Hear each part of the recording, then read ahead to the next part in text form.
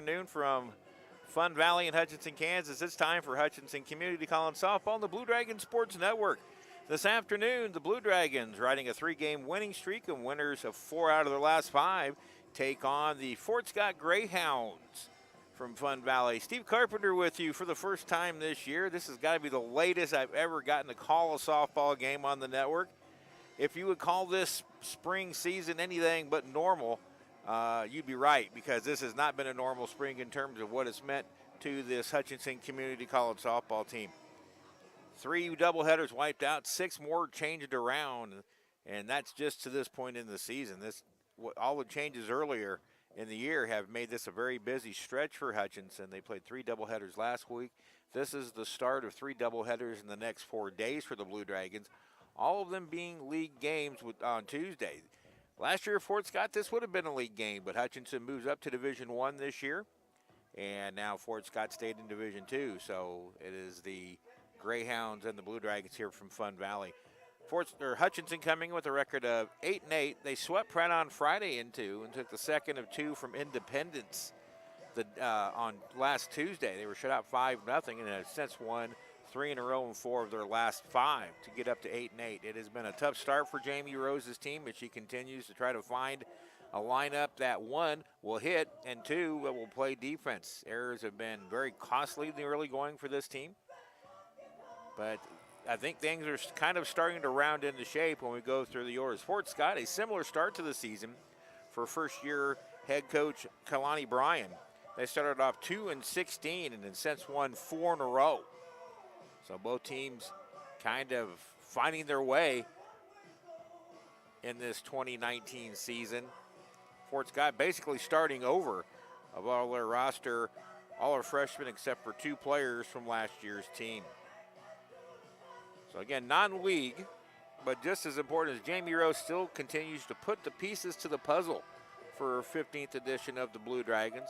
And if ever she wanted a normal season, this would have been it, because the change up to Division I to get the feel for her team at that little higher level, she would have loved to have had all those early season games she lost to evaluate and see where her team was.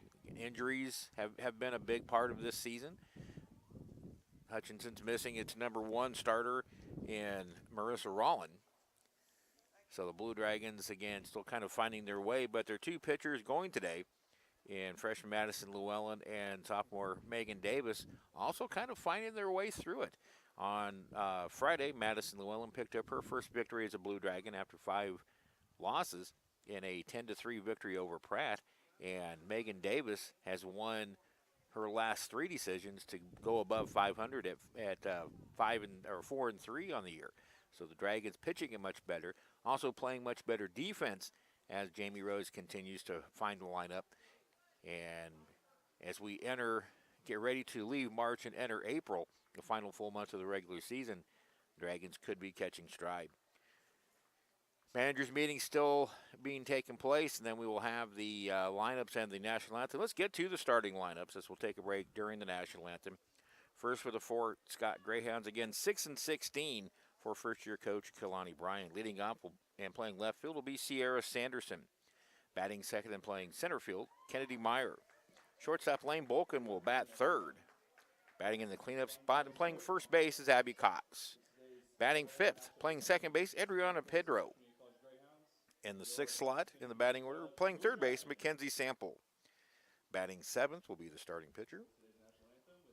Actually, we are going to have the anthem after the lineups, so we'll keep going on lineups. Batting 7th for Fort Scott will be the starting pitcher, Delaney Freeze. Batting 8th, the catcher, Jordan Coddington. And batting 9th, the right fielder, Josie Bartlett. So for the Greyhounds, it's Sanderson, Meyer, Bolkin, Cox, Pedro, Sample, Freeze, Coddington, and Bartlett. And again, Delaney Freeze in the circle, 4-5 record with a 2.81 earned run average. For the 8-8 and Blue Dragons, line it up this way for 15th year head coach Jamie Rose. Center fielder Alexis Way will lead it off. Batting second will be the right fielder Taylor Ullery. Batting third, the sophomore and team leader, left fielder Bryn Stockman. Beanie Ludwig is the catcher, batting fourth for Hutchinson. Bailey Bronner gets the start as the designated player. She bats fifth. Ashley Wilson, who's taken over at first base, she bats fifth. Batting seventh, playing third base, is A.J. Briones. Batting eighth is shortstop Caitlin Schumacher. And batting ninth will be the second baseman, Shelby Felbus. In the circle in game number one this afternoon for Hutchinson is Madison Llewellyn. She is a right-hander from Wellington, Kansas, a 1-5 record with a 7.03 ERA. So Jamie Rose lines them up this way. Way, Ullery, Stockman, Ludwig, Bronner, Wilson, Briones, Schumacher, Felbus, and Madison Llewellyn in the circle. The Dragons being introduced, and we'll have the starting lineups for this one. Going to get started a few minutes early. So we will take a break, have the Nash shots, and return for the first pitch. You are watching Blue Dragon Softball on the Blue Dragon Sports Network.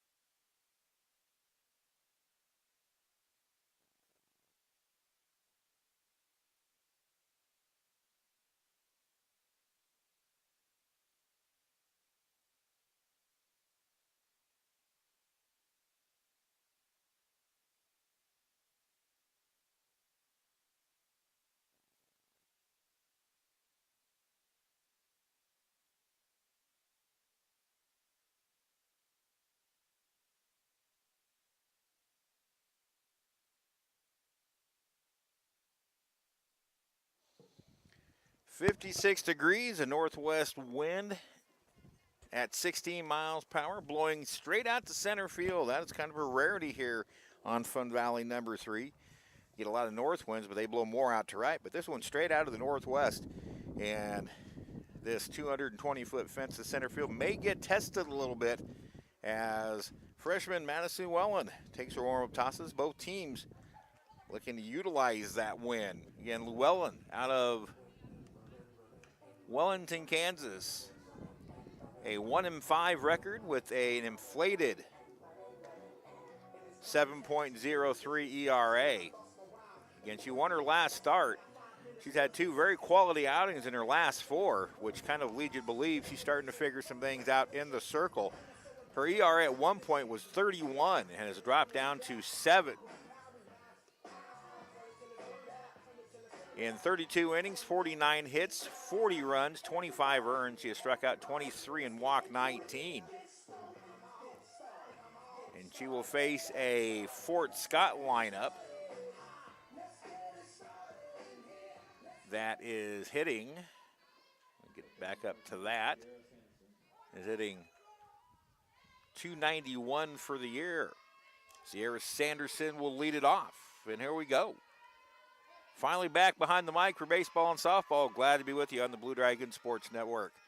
First pitch of the game is just above the letters for ball 1. Sanderson hitting .304 for the year, 14 hits, 3 doubles, 6 runs scored. She has driven in 11. Shows bunt, pulls back and takes the strike. 1-1. A.J. Briones, the Dragon third baseman, up tight, as is first baseman Ashley Wilson. Llewellyn's pitch paints the outside corner. Strike 2. It's 1-2 now. Coming off her first collegiate win 2 days ago against Pratt, a 10-3 Hutchinson win. 1-2 pitch. wouldn't chase the rise ball with Sanderson. Now it's 2-2. Kind of nice to be back home. I was in Lubbock with the women's basketball team all week. Called 4 games down there as they made it to the national semis. 2-2 pitch is slice foul into the stands. Great run by John Hutchinson's team, getting to the national semifinals for the first time since 2015.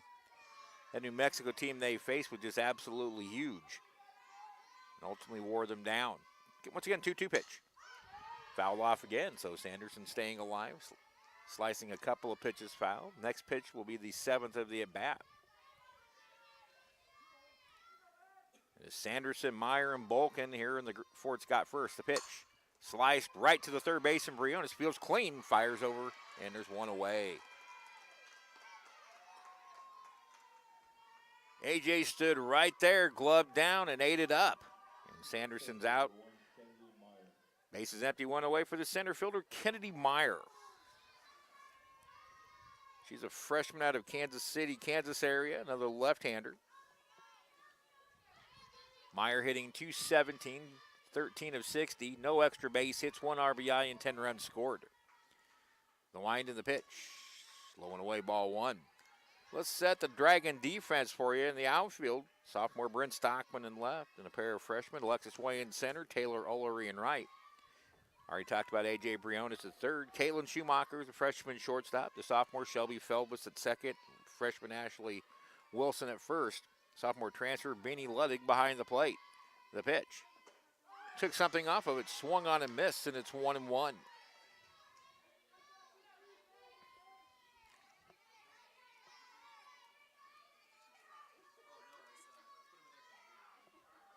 So Fort Scott goes lefty-lefty to start the top of the order. Here's Llewellyn's 1-1. Line shot, foul just outside of third.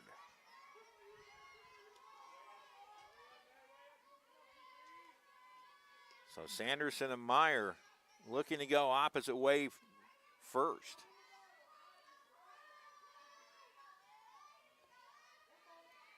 Fort Scott hitting .291 for the year. They have 7 home runs. They've scored 87 runs in 22 games. 1-2 pitch. Changeup misses high, 2-2. That might be a setup for what's coming from second-year pitching coach Ray Geary, who calls all the pitches. The left-hander Ullery steps in. The pitch, fouled straight back. Anything, Fort Scott is making Madison Llewellyn throw pitches. That's up to 12. We're only into the second batter of the game. Beanie Ludwig drops the sign. Once again, the pitch. Changeup misses low, full count.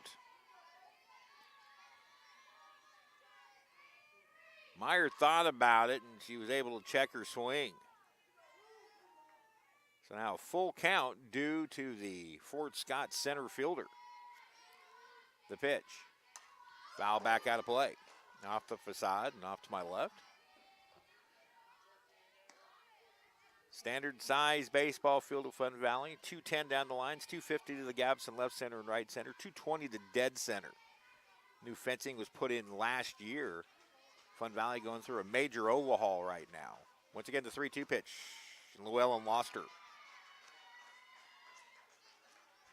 So Meyer on with a walk. She's 5 out of 5 in stolen bases. That'll bring up the shortstop Lane Bolkin. Hometown product out of Fort Scott.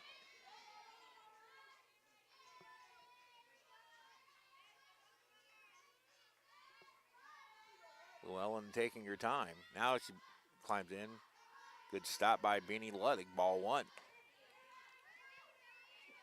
Lane Bolkin hitting .422. That's a team high. 1 home run, 17 RBIs. The pitch. Outside, 2-0. Dragons have given up a lot of first inning runs this year.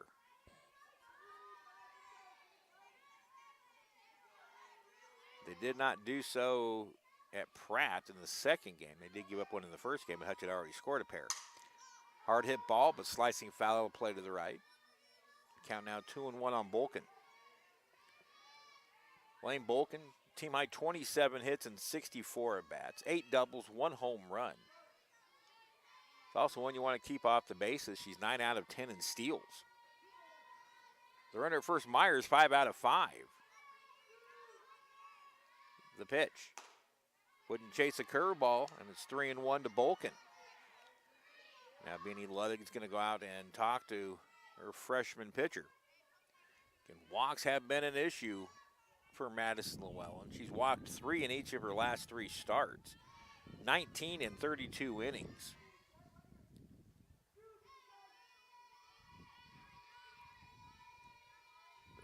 March 16th, she threw a complete game and a 2-0 loss to Colby here at Fun Valley. Pitched very well. 3-1. Hard hit ball in the left field.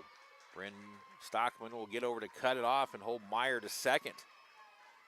So it's 2 on, 1 out here in the top of the first for Fort Scott. Now the cleanup hitter, Abby Cox. Cox second on the team in hitting with a .400 average, 24 of 60. She has a team high 4 home runs, 18 RBIs. 14 of her 24 hits have been for extra bases, 9 doubles, a triple, and 4 round trippers. So Llewellyn's got to be careful here. There's power at the plate. Strike outside corner, good pitch. 21 pitches in the inning so far. Meyer at second. She reached on a walk. Bolkin singled. She's at first. The 0-1. Curveball misses away. 1-1 the count.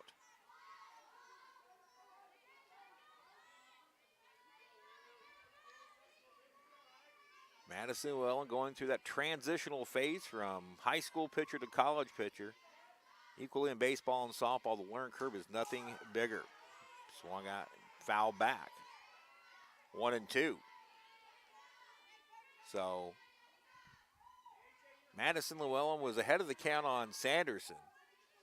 Got her to ground out to Briones. Got behind Meyer, ultimately walked her. Got behind Bolkin 3-1, and she smashed a single through the left side. Now 1-2 to Cox, the pitch. Wouldn't chase the rise ball, 2-2. Fresh high school seniors always have to make a transition from college or from high school to college, but pitchers go through probably the worst learn curve of any athlete in any sport. The pitch. Ball hit well to right field. Going back is Ullery, and it's over her head. Meyer scores. Bolkin will head to third, and it's a RBI double for Cox. And Fort Scott takes a 1-0 lead. Playing shallow, Taylor Ullery had no chance to get it. And with the wind blowing out, Bolkin probably could have scored, but she was going to make sure the ball wasn't caught before she took off. Now it's second and third, 1 out, a run across for second baseman Adriana Pedro. And Ray Aguirre's going to go have a chat with his freshman pitcher. So 1-0. 4 batters in.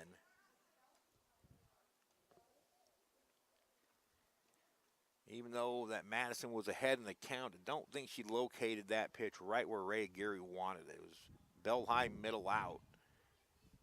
And Cox drove it over Ullery's head in right field. That's the learn curve you've got to work with from high school to freshman, or high school to college, excuse me. I'm really tired from that trip to Lubbock all week, so I may be stumbling over some of the things I'm saying, and I apologize in advance. So here we go. Pedro the batter. Hitting .288 for the year. 17 total hits, 2 home runs, 7 driven in. Cox, by the way, driving in her 19th of the year, and that curveball misses outside for a ball.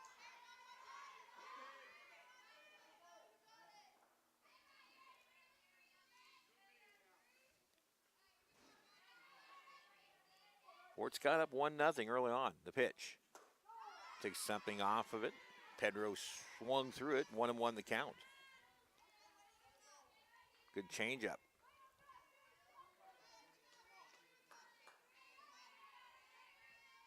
The art of pitching is one to master. Swing and a miss, 1-2.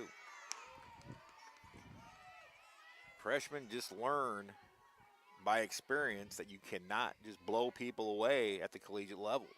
You have to learn how to pitch. Several Blue Dragon baseball pitchers are learning that very fact in this early season for that team. 1-2 pitch. Curveball just missed. Beanie Ludwig tried to frame it.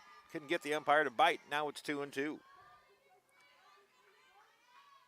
The matter of an inch here inside of the plate, outside of the plate makes all the difference in the world as you're learning how to pitch.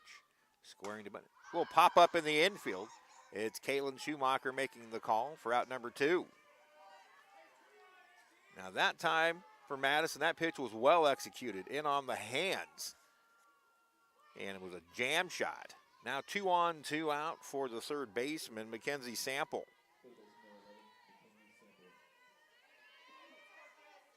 Sample hitting .250, 3 doubles, a triple, 8 RBIs, 15 total hits, and 16 at bats. Not a very deep roster for Fort Scott. Only 11 players on the roster. Strike inside corner. Madison gets out of this. It's a confidence builder, giving up minimal damage. Beanie Ludwig gets the sign from Ray Aguirre, the pitch. Curveball way outside. And it's 1-1. I'm going to predict before the day is out, Madison Llewellyn's going to get called for an illegal pitch stepping out of the zone. She is getting awfully close on her left line. If you notice the line being decimated by her feet, the pitch. That went upstairs. 2-1. She's within it. You just have to touch it. Well, when that line disappears, there's going to be some howling for some illegal pitches, and I bet you Madison gets one. 2-1 pitch. Changeup is popped up. Caitlin Schumacher drifting back. She's got it. Nice job by Madison Llewellyn to stay away from a big inning. Fort Scott does come up with 1 run on 2 hits. There were no errors, and 2 Greyhounds left on base. After a half inning in game number 1, Fort Scott 1 and the Blue Dragons coming up.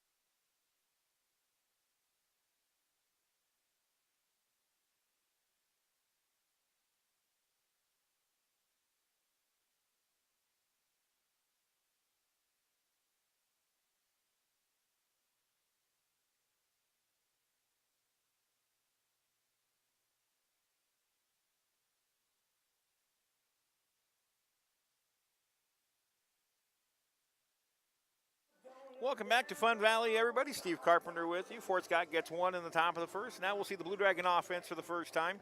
Hutchinson over the season, over 16 games, hitting .324. They've scored 104 runs.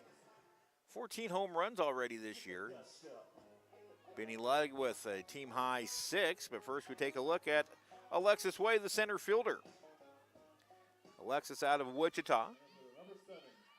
Way leading the team with a .464 average, 26 hits and 56 at-bats, 2 doubles, 2 triples, 10 RBIs. First pitch from Delaney Freeze is a strike. The numbers on Freeze. She's out of Liberal, Missouri, a 5'8" freshman. 4-5 record and a 2.37 earned run average. Pitch inside, 1-1, or excuse me, 2-0 away, or it is 1-1, my apologies.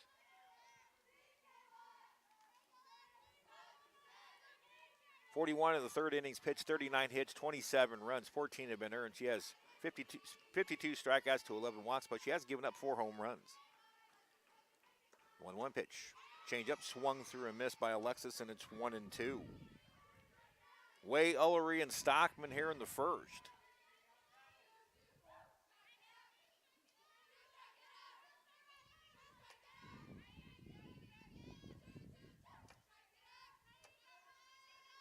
Way has foul ball, barely got a piece of it. I did hear it though. Ashley Way Alexis Way, excuse me, is on a 7 game hitting streak. She had a huge day at Pratt, going 3 for 5 with 2 RBIs and a 4 for 4 game in game number 2. Average currently at season high 464. The pitch got her swinging on a high rise ball, and there's 1 away. Gonna bring up the right fielder, Taylor Ullery. Ullery, a freshman from Topeka. Ullery making her 6th start, 7th appearance, been injured. Hitting .333, 6 out of 18, 2 home runs and 7 RBIs. Takes a shot toward right and fouls it off, 0-1.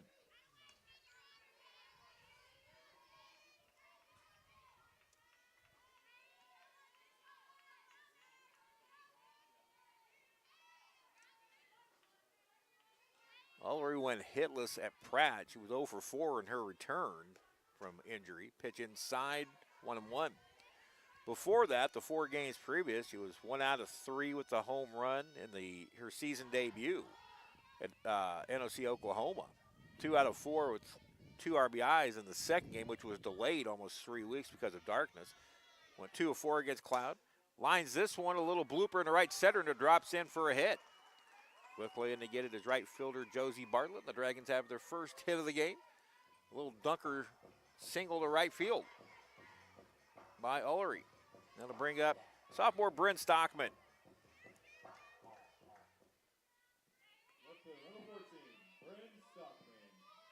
Bryn hitting .365, 19 out of 52, 5 doubles, 3 home runs, 14 RBIs.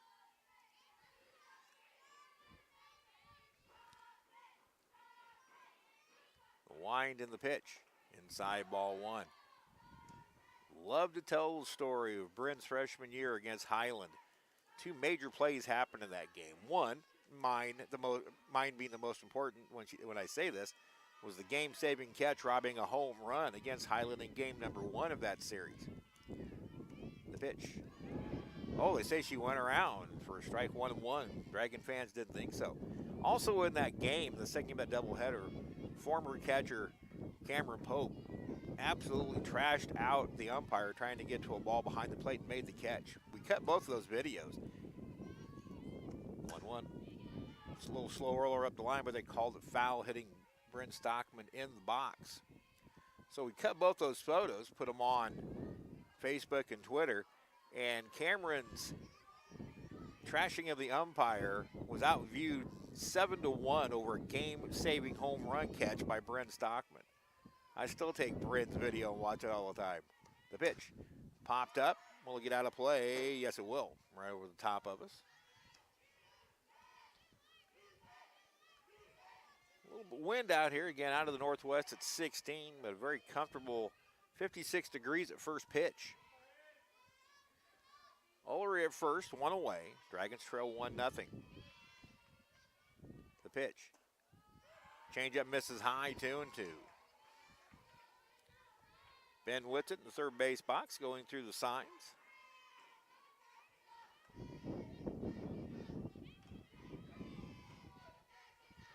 Ullery has yet to attempt a steal this year. 2-2. Hard hit ball left side, bobbled by the third baseman, and everybody's going to be safe. There'll be an error on the third baseman, Mackenzie Sample. She almost kicked it right to second base, and Ullery just beat the ball there. It could have been a really interesting play. But it will go as an error on the third baseman. Ullery safe at second. Stockman safe at first. And now Beanie Luddig, the sophomore transfer from Western Nebraska. 429 average, 21 total hits, 6 home runs, 17 RBIs. She's had two home run games this year. Takes a strike right down the chute.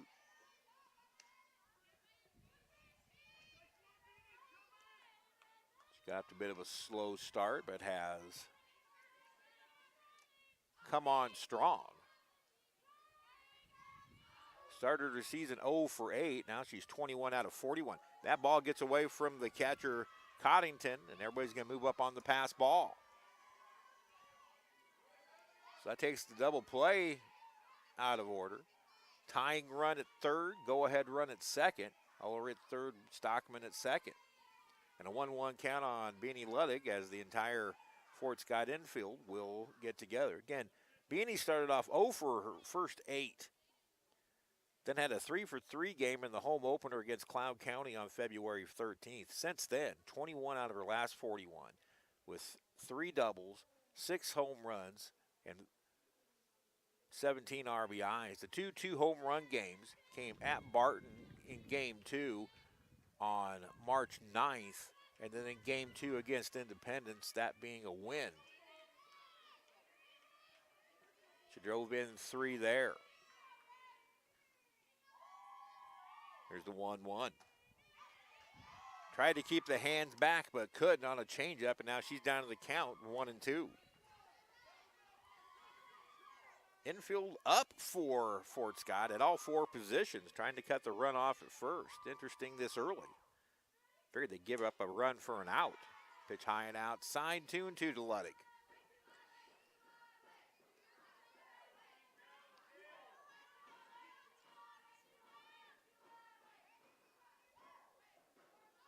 Freeze gets the sign, now delivers the 2-2. She swings and pops one up. Foul territory behind the bag. Third baseman having problems that she can't come up with it. It'll just be a foul ball. It's mostly clear, but there are a few clouds up there, and I have a funny feeling when third baseman Mackenzie Sample dropped back to her right. She took her eye off the ball and lost it into that high sky. So new life for Beanie Luddig. The pitch, hit her. The bases are loaded. A single, an error, and a hit batsman have loaded them up for designated player Bailey Bronner. She's a sophomore transfer out of Garden City, but a Reno County product from Haven.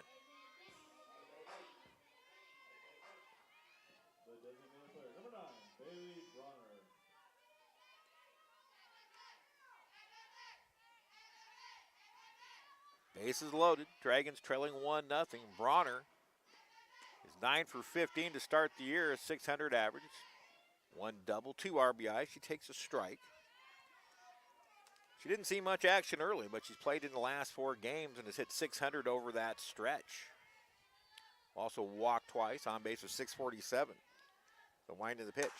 Hard hit ground ball. It's booted by the second baseman. She'll pick it up, flip to first for the out, but scoring to tie the game is Taylor Ullery, and we're tied up at 1 apiece. Bailey hit it hard.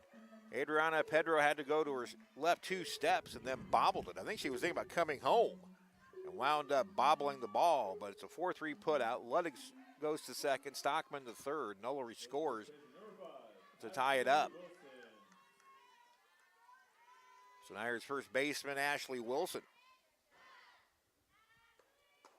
Right down the heart for a strike. Wilson out of Mulvane, Kansas. Ashley hitting an even 300, 12 for 40, 3 doubles, a home run, 8 RBIs.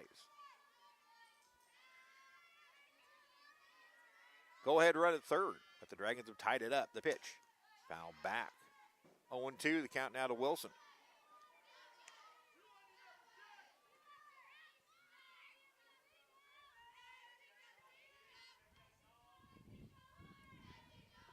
Dragons won 3 in a row, 4 of the last 5 to get the record back to 8-8. 0-2 pitch. Curveball misses way outside. That was a setup pitch.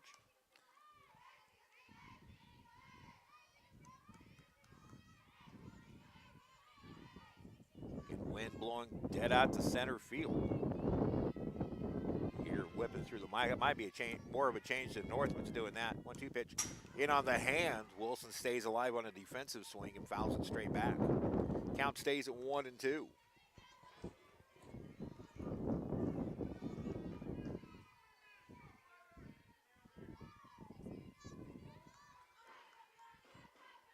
So both teams have had potentials for big innings. Fort Scott was allowed only one. Now Freeze trying to get out of the jam. She misses low for a ball. 2-2 Wilson.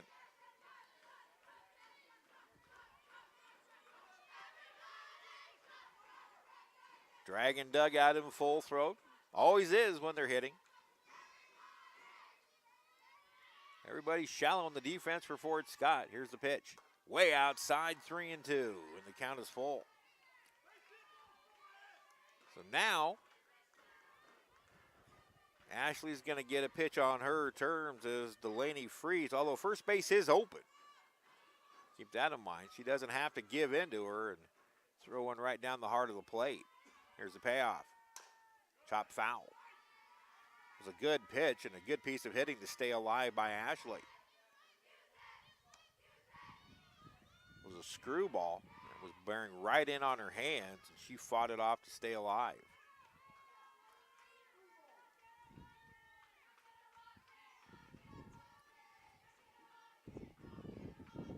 Do another 3-2. Signal is given. Freeze into the winds, the pitch. Popped up, shallow right. Could be trouble, but the right fielder, Josie Bartlett, comes on to make the catch, and the Dragons strand two, but they get it tied up. Hutchinson gets one run on one hit. There was one Fort Scott error, and the Dragons strand two. After one here in Hutchinson, game number one, the Dragons won, the Greyhounds won.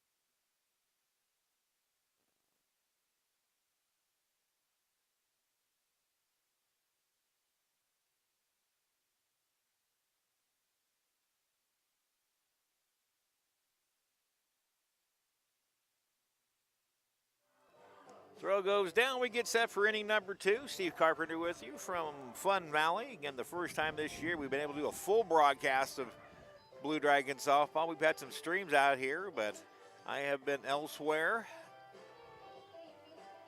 So for you first-time listeners, you get to hear the full broadcast. Welcome. For those of you who are used to listening to the Blue Dragons on Blue Dragon softball on the network, nothing's changed. I'm still as goofy as they get. Bottom third of the order due up here in the second against Madison Llewellyn. Pitcher versus pitcher here. Here's Delaney Freeze. Pitch upstairs, ball one. Right now, the top part of the zone, not there for either pitcher. As long as that stays consistent, that's all you can ask for. The pitch. Outside, 2-0. Freeze hitting .324 this year. 11 out of 34, 3 doubles, 5 RBIs. Not a good precedent to be working behind continually. And now Llewellyn's 3-0 against Freeze. Her one walk in the first inning came around to score. Fortunately for her and the Dragons, that was the only damage of the top of the first. Fort Scott had runners at second and third, one out with a run in. 3-0 is right down the chute. With 3-1 the count.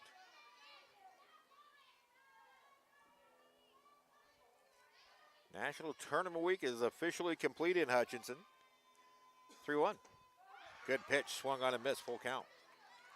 Congratulations to the Vincennes University men. Their first national title in almost 50 years. They are number 2 in all-time wins behind Hutchinson Community College. Payoff pitch. Lifted to center field, drifting back his way. She'll chase it down for out number 1. Good running catch by Alexis Way. Freeze didn't get it all that well, but the wind carried it out there, and Alexis had to get on her horse and go get it. One away now for the catcher, Jordan Coddington. Coddington hitting .244, 11 hits and 45 at bats, 3 doubles, 3 RBIs. Pitch taken downstairs, ball 1. Fort Scott started off 2-12, but they swept Metropolitan Community College and North Arkansas in their last 2 outings. I believe that was called a strike, 1-1. Scoreboard about a pitch behind. Showing bunt is Coddington. Strike called, 1-2.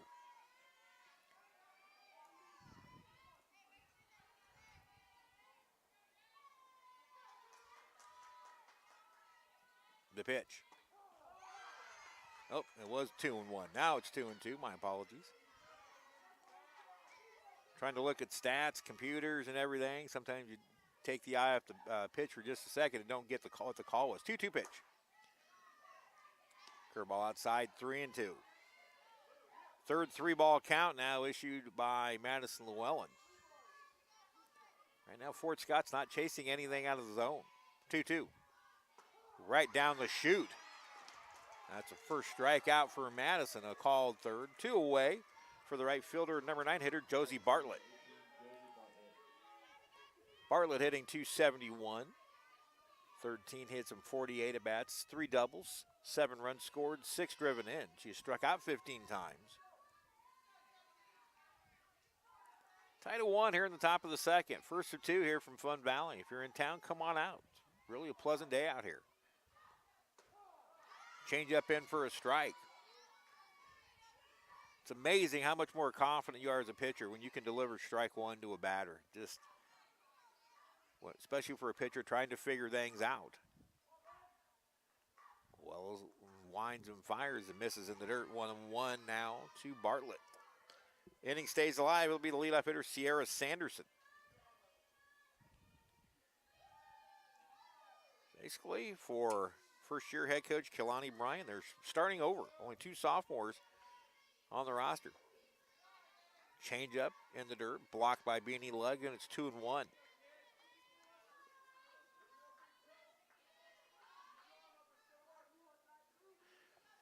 According to the roster on their website, they have 12 players. Only 2 are sophomores. The pitch. In on the hands, fouled. Off toward the Blue Dragon on deck circle. That was the 50th pitch for Madison Llewellyn. While today not that big a deal with league games on Tuesday and Wednesday against Butler and Garden City, cumulative effect could be something to look at, especially Wednesday against Garden. 2-2. Got her, called strike 3, and that's the inning.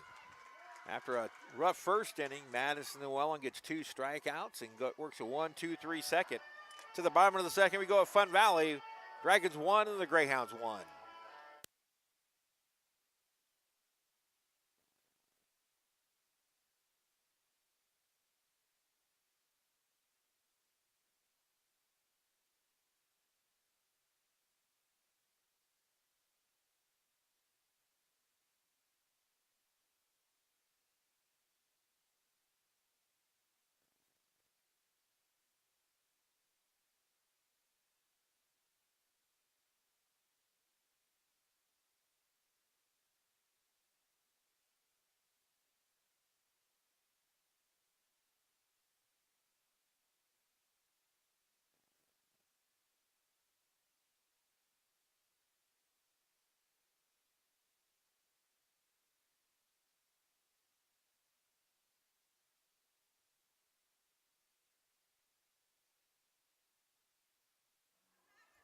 Welcome back to Fun Valley. On the out-of-town scoreboard, Northwest Tech leads Pratt 6-2. That game in the top of the sixth at Pratt.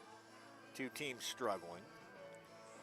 It is A.J. Briones, Caitlin Schumacher, Shelby Felvis, 7-8-9 here in the Dragons, second against Danielle Fries. 1-1 our score.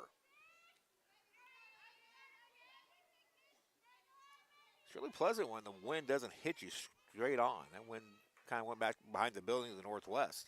First pitch to AJ is taken high, ball one.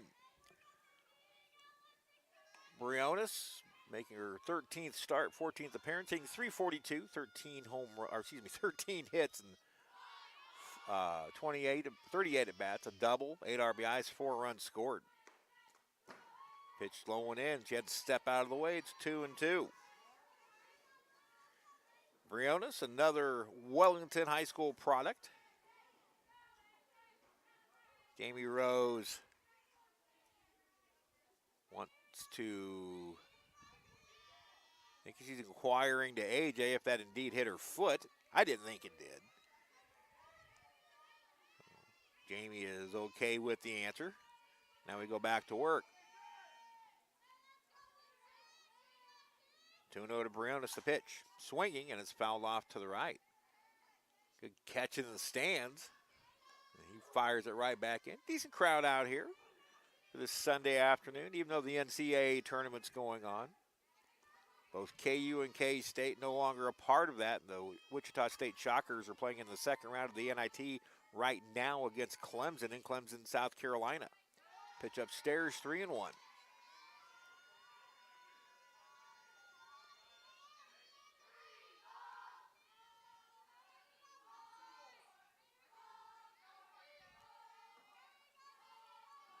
Wind in the pitch. Right down the chute for a strike, full count.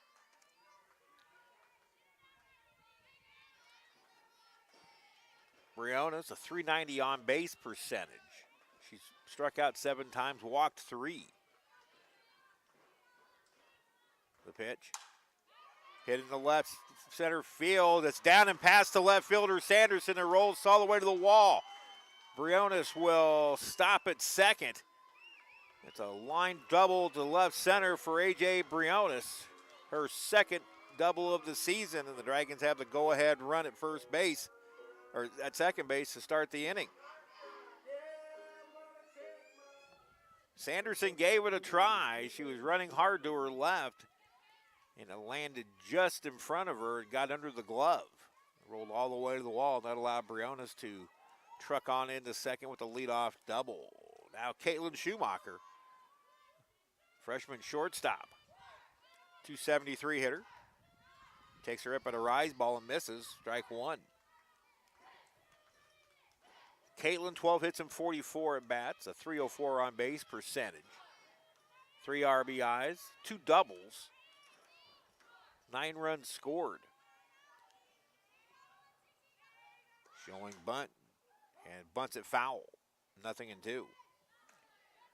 Schumacher also has a team-high 6 sacrifices this year. Dragons have 19 as a team.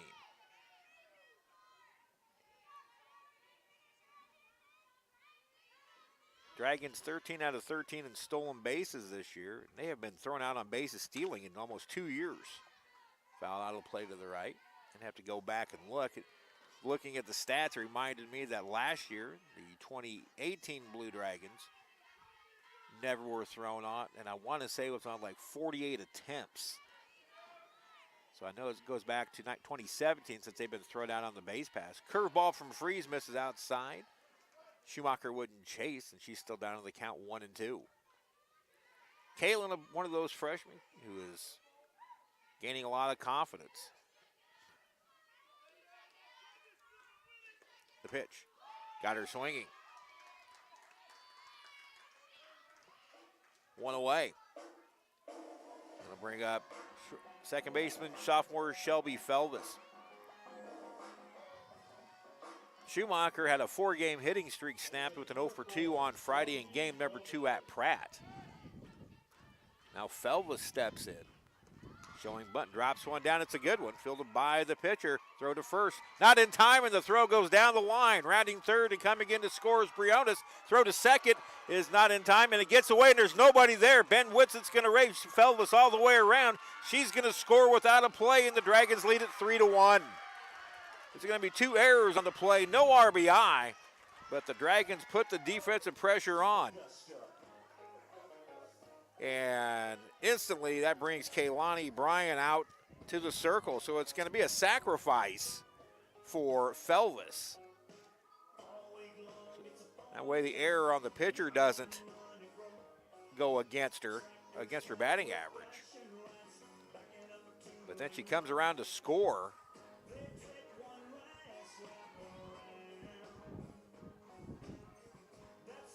Briones scores, no RBIs on the play.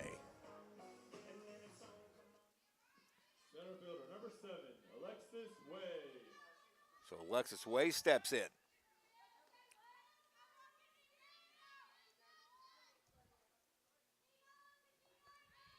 Dragons now with a 2-1 lead. Or check that, 3-1 lead. Swing and a miss.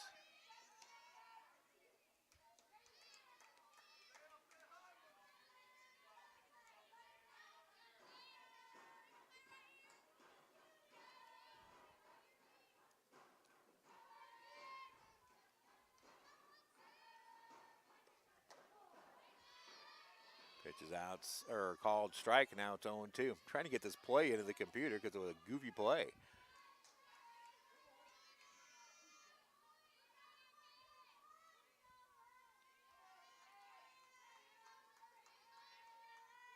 So 3-1 the score. Pitch outside Alexis, who struck out her first time up.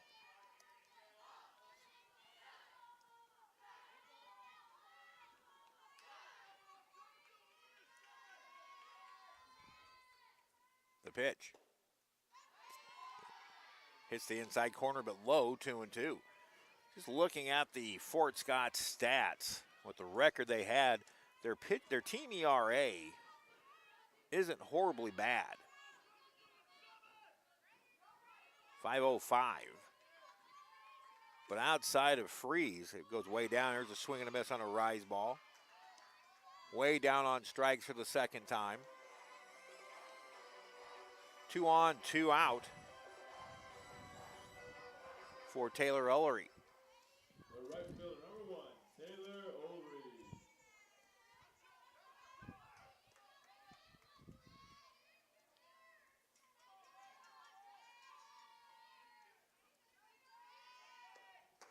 Swung on and missed.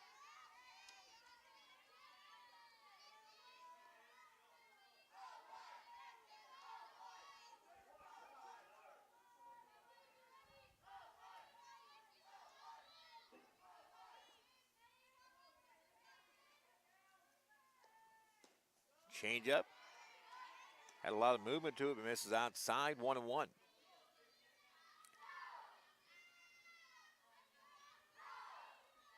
This inning started on A.J. Briones double the gap, and then Shelby Felvis dropped down a bunt. That turned into a defensive fiasco for the Greyhounds. 2 errors on play, allowing 2 runs to score to make it 3-1. Ullery couldn't stay off that rise ball, and pitch number 50 from Delaney Freeze, and now the Dragon right fielder down to the count, 1 ball and 2 strikes. Base is empty.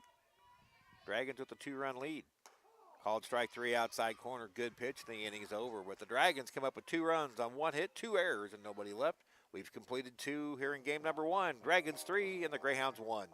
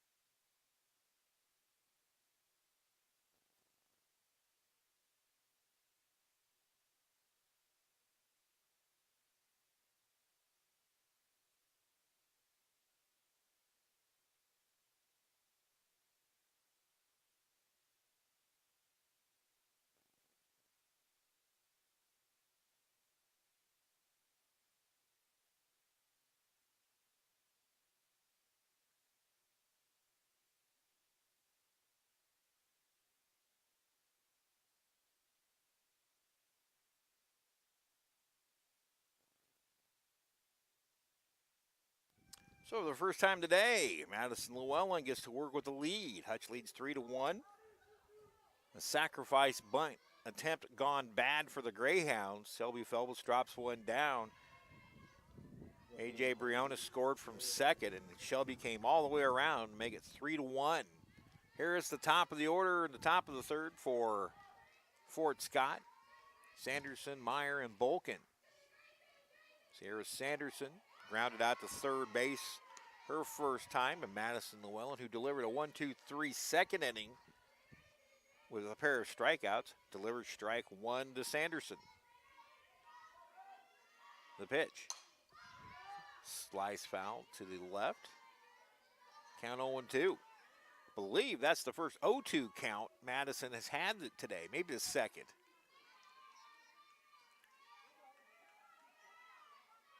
See what Ray Aguirre comes up with here on 0-2 when they go after it to be a setup pitch. It'll be a setup pitch, a rise ball. 54 pitches now through 2+ innings for Madison. She has a couple of strikeouts, 2 hits, and 1 earned run against her. 1-2 pitch. Foul back off the netting. And it stays 1-2. That one will stay up there on the net. And will likely come down at the most inopportune time when a ball is in play. Mentioned earlier that Fun Valley's in the middle of a big remodel. Dragon Field will get that as well. Screwball misses low and away, 2-2.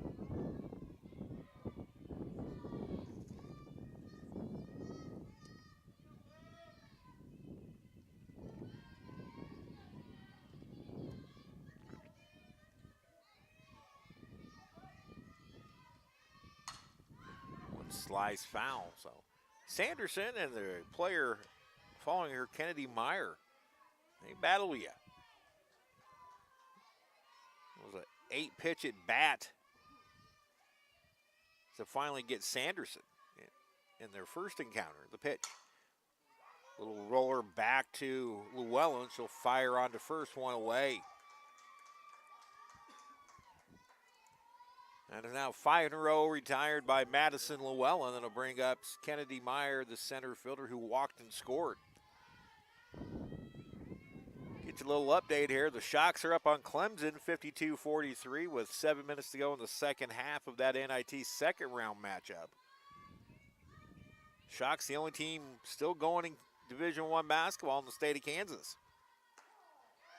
Good pitch to Meyer, strike outside corner from Llewellyn.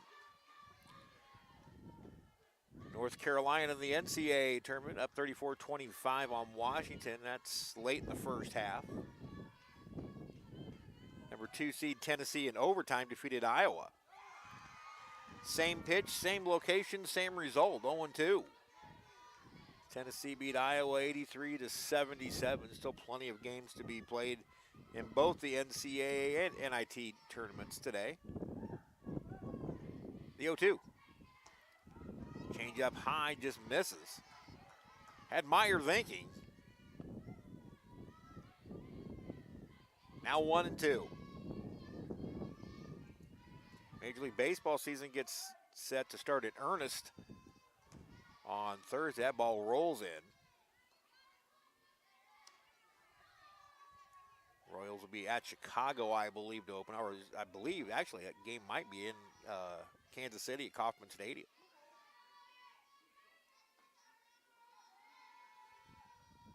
2-2. Shallow fly to left field coming on Bryn Stockman. She's got it, and there's 2 away. 6 in a row retired for Llewellyn. I said, this young lady's getting her confidence.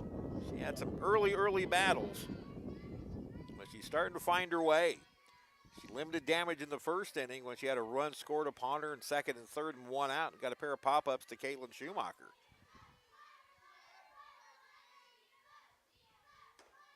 Now she's retired 7 in a row, missing ball 1 to Lane Bolkin, who singled. Bolkin, the hometown product from Fort Scott. The pitch, hit her. It almost looked like she was hanging out over, but they're going to give her the base anyway. No argument from the Blue Dragons. But from our vantage point, looked like that elbow came out. But Bolkin will stand at first with 2 away. That snaps 7 in a row, retired by Madison Llewellyn. Now 1 on for Abby Cox, who doubled the left center field to drive in Fort Scott's only run. 4 home runs on the year, now 18 RBIs for Cox. The pitch, curveball outside. Get that 19 RBIs. Bolkin, 9 of 10 in steals. We mentioned that earlier. Beanie Ludwig has a gun. Pitch, grounded up the middle. That's going to get into center. Bolkin will stop at second as Alexis Way gets it in. 2 on, 2 out, so a little 2-out trouble for Madison Llewellyn. Second hit of the game for Cox, the third of the game for the Hounds.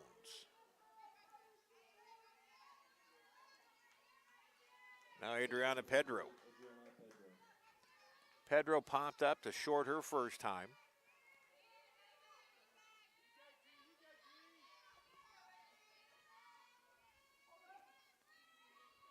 Llewellyn delivers. Swung through a rise ball for strike 1. Fort Scott as a team, again hitting .291. 7 home runs, 4 belonging to Cox, 2 to Pedro. So 6 of the 7 belong to those 2 players. Pitch high and outside, 1-1.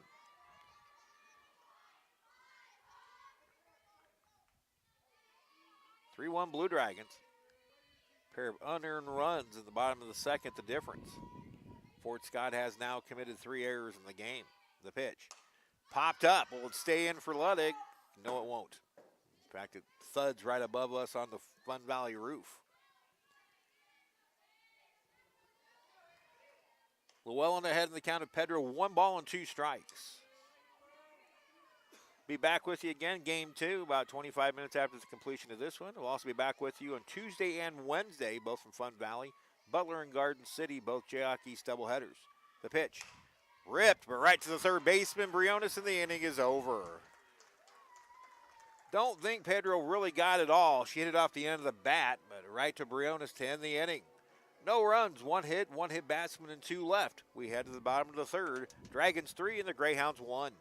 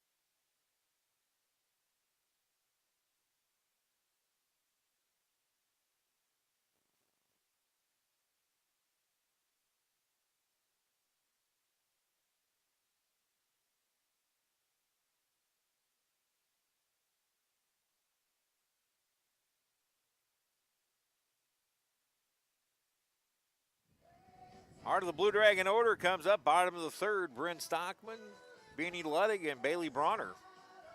Hutchinson leads at 3-1. Dragons scored a run in the first inning on an RBI groundout by Bronner that scored Taylor Ullery. And then with a runner at second base in the second, it was Shelby Felvis that dropped down a sacrifice bunt. 2 throwing errors later, Left fielder number 14. both Briones and Felvis scored to make it 3-1. Bryn Stockman reached on an error her first time and takes a strike at the knees from Delaney Freeze.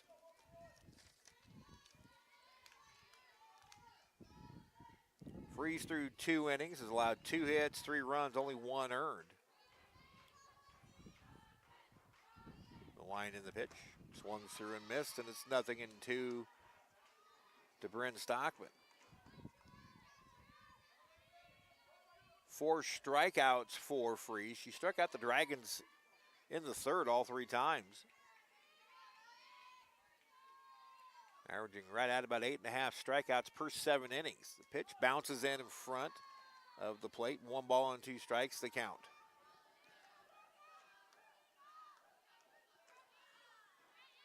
Colby and Cloud County in a wild one.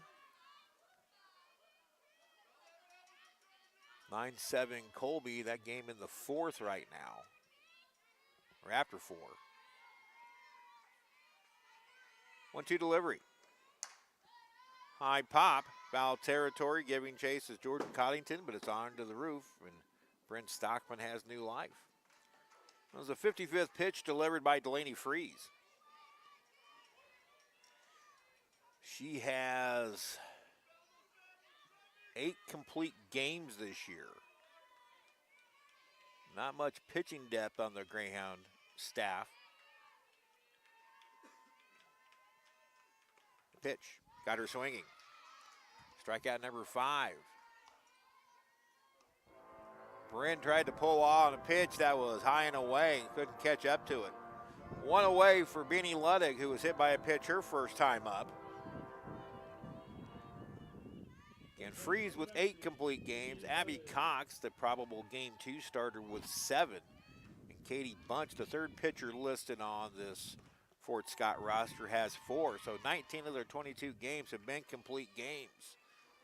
Strike 1 to Beanie.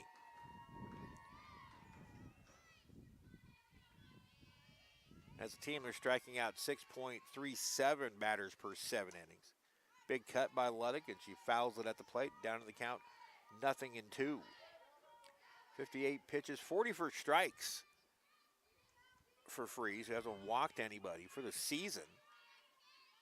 She's issued only 11 walks, now in 43 full innings.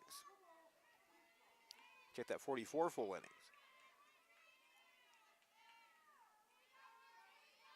0-2 the count, the pitch. Swung on and missed. That's 5 consecutive strikeouts now for Freeze. And I'll bring up Bailey Bronner, the designated player.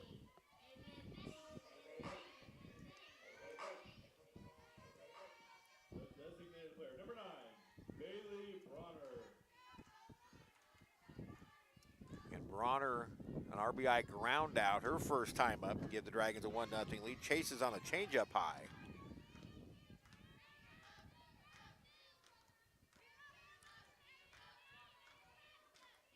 That was Bronner's 3rd RBI of the season.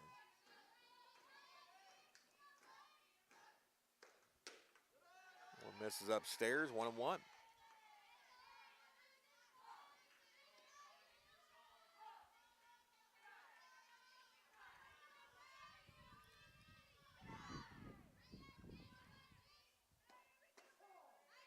Strike called 1-2. Blue Dragon baseball split a pair with Dodge City on an adjusted schedule. They played Thursday, Friday instead of Thursday, Saturday. It turns out they probably could have played here yesterday. Swing and a miss on a changeup, and it's a 2nd straight strike out of the side for Delaney Freeze, but this one's a 1-2-3 3rd inning. We head to the 4th at Fun Valley. Dragons 3 and the Greyhounds 1.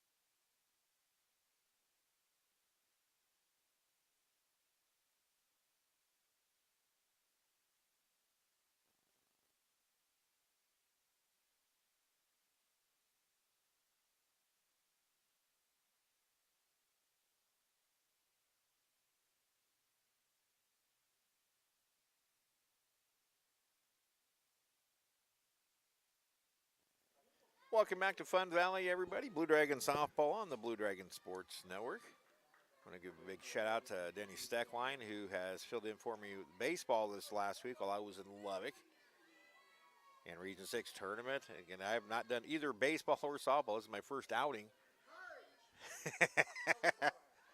Our boss, Josh Gooch, has entered the premises. That's his best Harry Carey imitation.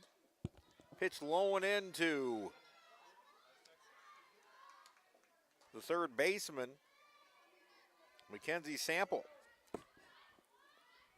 She popped out her first time.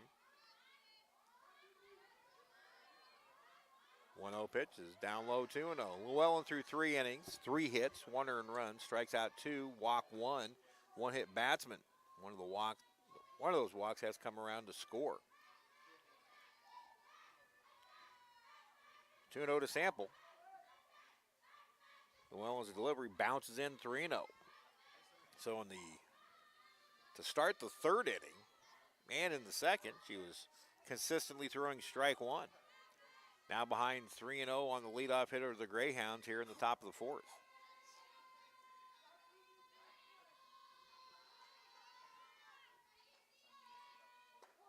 Strike called, 3-1.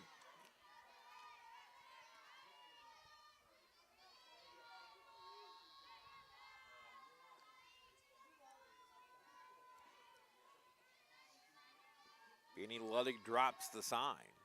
The pitch. Ground ball left side, scooped up by the third baseman, Briones. Takes her time and fires a strike to first, 1 away.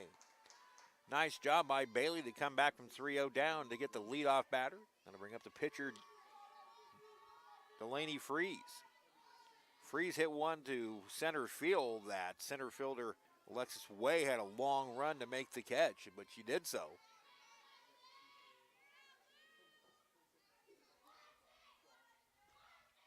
The pitch. Rise ball foul back.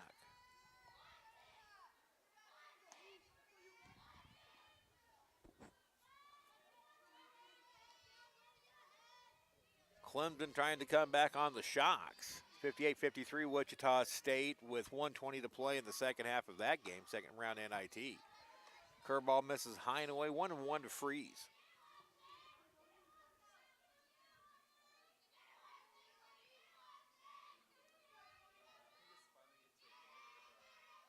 The 1-1 pitch. One's well hit to center. It's going to get down for a hit. Fourth hit of the game for Fort Scott, a 1-out single from Freeze. That'll bring up Jordan Coddington, the catcher, who took a called third her first time up. Dragons have been out hit 4-2, but they lead at 3-1. Help of 2 of those 3 Fort Scott errors are the reasons the Dragons have a 2-run lead. Sacrifice bunt turned into 2 throwing errors. Strike called. Shelby Felvis dropped the bunt down right back to the pitcher Delaney Freeze. And she air-mailed it down the line. And then the right fielder Josie Bartlett throwing them to second, trying to get Felvis uncorked to throw. But the left fielder was nowhere near it as she was backing up a play, thinking it was going to go to third. That allowed Felvis to come all the way around to score and give Hutch a 3-1 lead. 1-1 pitch. It's a bunt and it's bunted foul. Oh, you got ice for that? Another spot to ice. That one caught a little bit of Beanie Ludwig's foot. Hopefully an umpire giving her a moment. Jamie Rose is also going to come out and check on her catcher.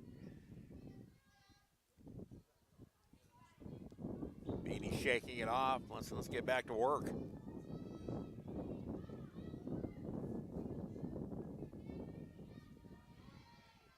One ball and 2 strikes to Jordan Coddington.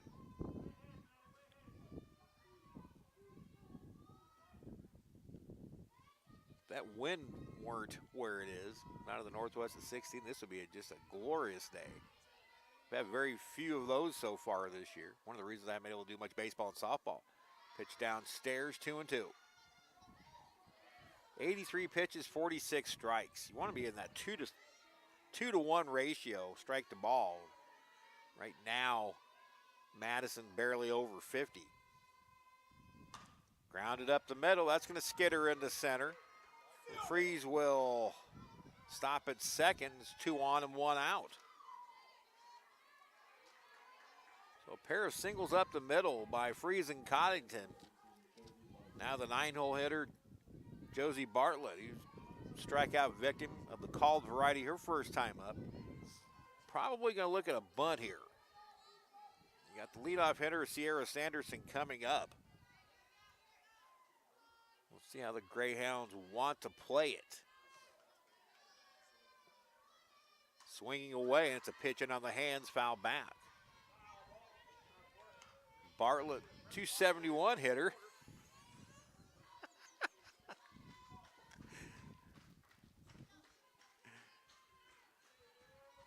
Our boss always keeps the mood in the office light and airy. 0-1 pitch. Now showing bunt, takes high. Now a rundown, and tagging her out is Kaylin Schumacher. Schumacher running the runner back from first, but it's going to be a 2-6 caught stealing. Kaylin might be a little bit shaken up as Freeze may have stepped on her foot. A 2-6 caught stealing really changes the complexion of the inning.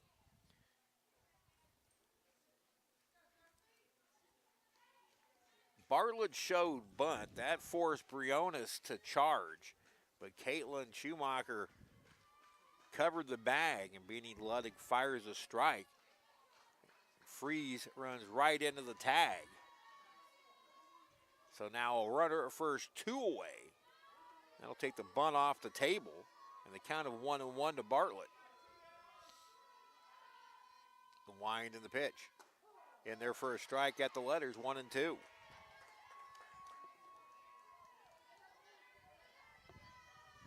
Jamie Rose in her 15th year.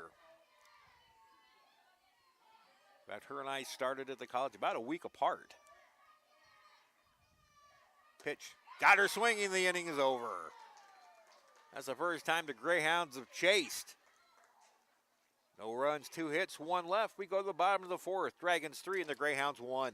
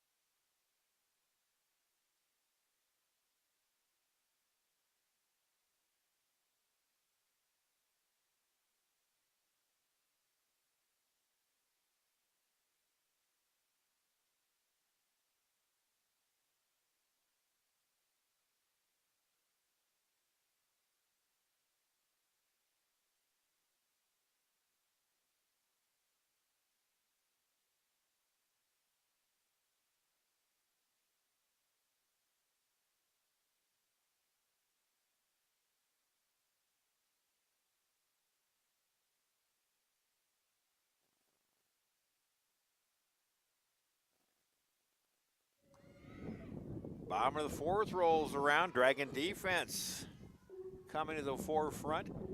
Beanie Ludwig throwing out a would-be base stealer. The Dragons executing the play perfectly. As the Greyhounds showed bunt, Briones crashed. Caitlin Schumacher covered the bag. That changed the complexion of the inning. And then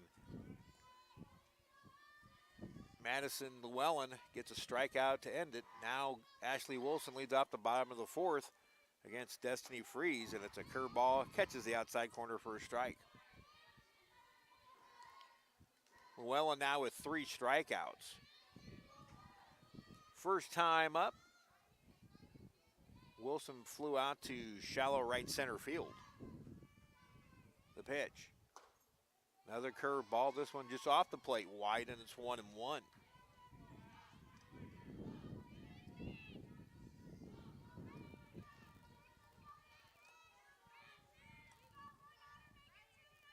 Wilson has hit safely in 3 of her last 5 games. She hasn't had a multi-hit game since March 16th. Way upstairs and back to the screen, 2-1 the count. Ashley had a 4-for-4 game against Barton in that extra innings loss on March 16th. She drove in a pair, walked one. She was on base all 5 times, also stole a base. Average at that point was 385. It's dipped now to 300. Pitch low and in, 3-1. So she's dropped 85 points to her average, but has had some big hits. She's had RBIs in 4 of her last 7 appearances. Pitch, way upstairs, ball 4, and it's a leadoff walk to start the Dragon 4th. Now A.J. Briones. Briones doubled and scored ahead of the Shelby Felda sack bunt. Using the Friends theme as her walk-up song. The third baseman, number 22, A.J. Briones. Briones playing in her 13th game, and she's only been held hitless in 3 of them, so she's had hits in 10 of her 13 starts. Pitch upstairs, ball 1. Briones has had 3 2-hit games. She's had a 4 RBI game in that same wild extra inning game against Barton on March 16th when she drove in 4. Way upstairs, ball gets away, trying to move up as Wilson, and it'll be a pass ball, the second one charged to Jordan Coddington.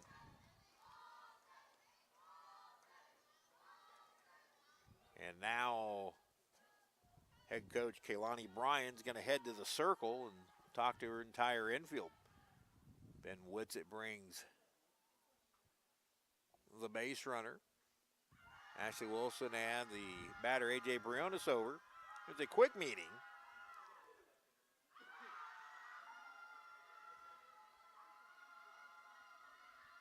Dragon dugout, whooping it up, doing a little team exercise over there. Dragon dugout, never a dull place when they're up hitting. 7 in a row out of the zone for Delaney Freeze. 3 out of Briones. That's a ball. And it's 3-0. Now it's 7 in a row.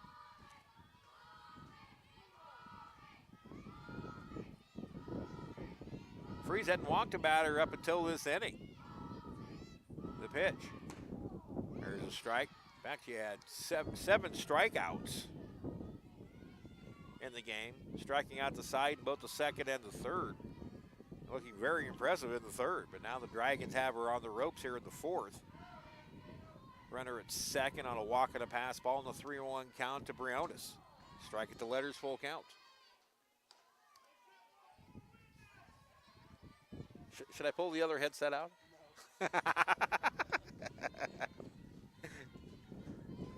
Now 3-2 to Briones. The pitch, upstairs, ball 4. Back-to-back walks to start the 4th for Hutchinson.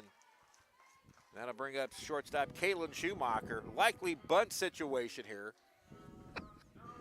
A team-high 6 sacrifices for Caitlin.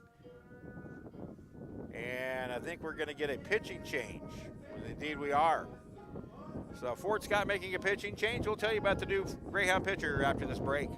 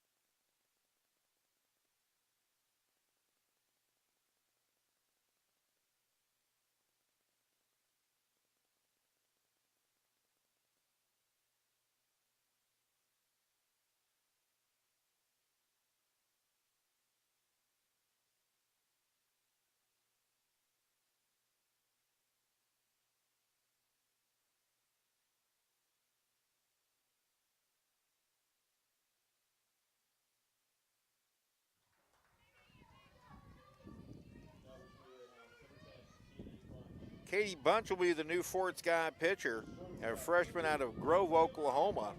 She comes on with runners at first and second, nobody outs, and Fort Scott trailing Hutchinson 3-1. And it's strike one to Caitlin Schumacher, who wasn't showing bunt. But now we'll see if she is. Again, a team high 6 sacrifices for Caitlin. The pitch shows bunt, hit her in the foot, and it's a dead ball. The Dragons will have the bases loaded. Caitlin squared and hit her in the back foot, so Screwball got away from Bunch. And now the Dragons have a golden opportunity. Bases loaded, nobody out. For second baseman, Shelby Felvis. Bunch making her 7th appearance, first in relief, 1-5 record with a 6.27 earned run average. Strike one at the belt to Felvis. Bunch has worked 22 1/3 innings, allowed 45 hits, 30 runs, 20 have been earned, 15 strikeouts, 8 walks, and she's given up 3 home runs. 0-1 to Felvis, a swing and a foul ball off to the right. Again, Felvis gave the Dragons a 3-1 lead on a sacrifice bunt in her last plate appearance. It turned into 2 throwing errors and allowed both Briones and Felvis to score to make it 3-1. 0-2 pitch is popped up toward the Dragon dugout, and it will get out of play.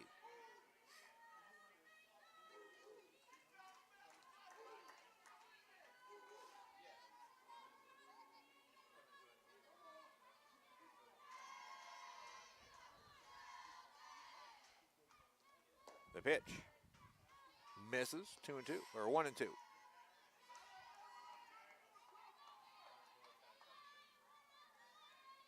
Making a quick correction on a play. 1-2 pitch, slice foul. Ducking out of the way was on deck hitter Alexis Way.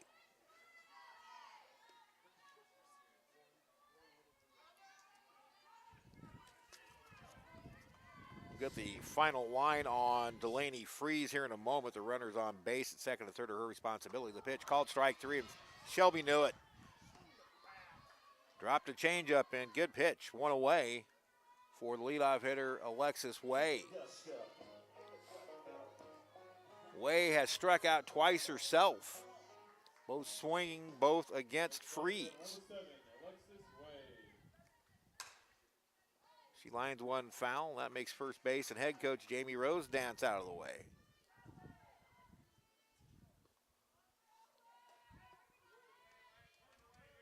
Dragons with a golden opportunity to break this game open.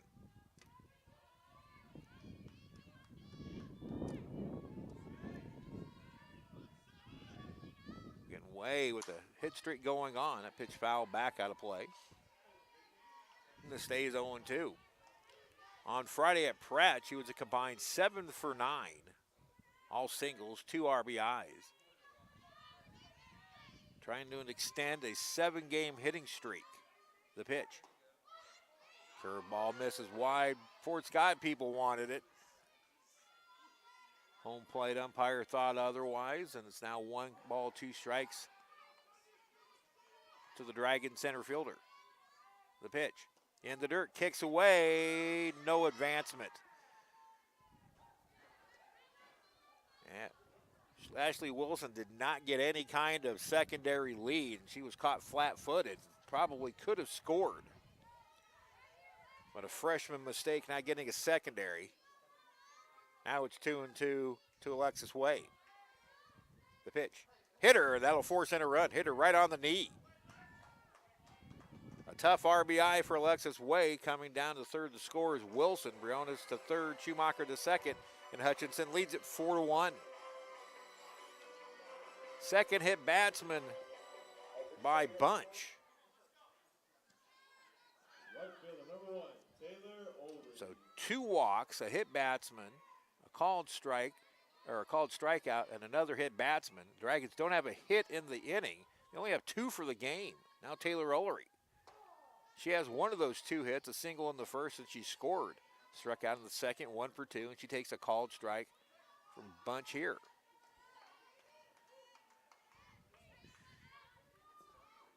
Wind in the pitch.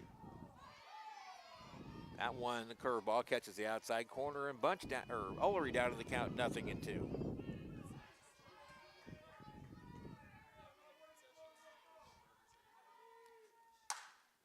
Lifted high to right, going back is Bartlett, still going back, looks up and it's off her glove and off the fence. Now she collides with the fence.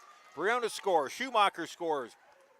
They are going to score 3 as Way comes across on a 3-run triple by Taylor Ullery, and the Dragons finally break it open.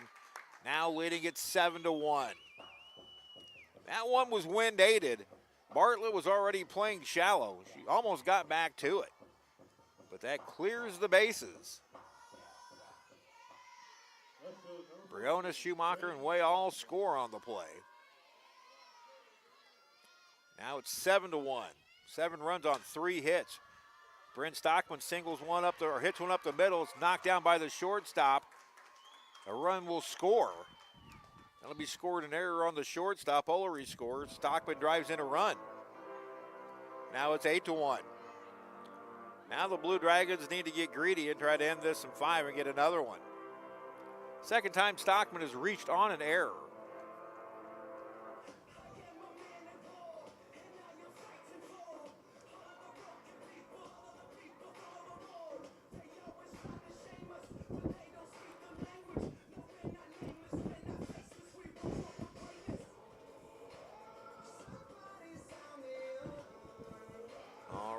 So we got that play in for Bryn Stockman. That is RBI number 15. And for Taylor Ullery, those are RBIs 8, 9, and 10. Now Stockman at first with 1 away. Beanie Ludwig the batter. She takes a pitch upstairs, ball 1. 4 errors in the game on the Hounds, and they have all been costly. Well, 3 of the 4 have anyway. Ludwig turns on the pitch and yanks it foul right to the Fort Scott coaches on the buckets, just to the right of third base coach Ben Whitson of the Blue Dragons. 1 in the first, 2 in the second, 5 so far here in the 4th for Hutch. Time asked for by Beanie and granted.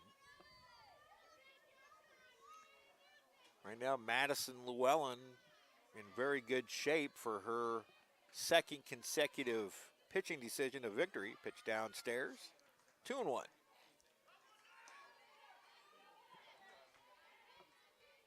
You look to her first inning. That's where she gained the confidence. A run had scored. Fort Scott had runners at second and third and 1 out, and she got out of the jam. Another pitch down low. No advancement by Stockman. Bryn has yet to attempt a steal this year. Dragons again 13 for 13. They're not a big-time running team, but they pick their spots to go in and have been very effective with it. 3-1 pitch. Hard hit ball into left field. That's a hit. Getting it too quickly is Sierra Sanderson. Stopping at second is Bryn Stockman. And it's a hard hit single for Beanie Ludwig, Hutchinson's 4th hit of the game. 2 on, 1 out for Bailey Bronner. The designated player, number 9, Bailey Bronner. Beanie Ludwig does not get cheated on a swing. Bronner 0 for 2, but with an RBI. RBI ground down the first. She struck out swinging her last time up, taking a called strike.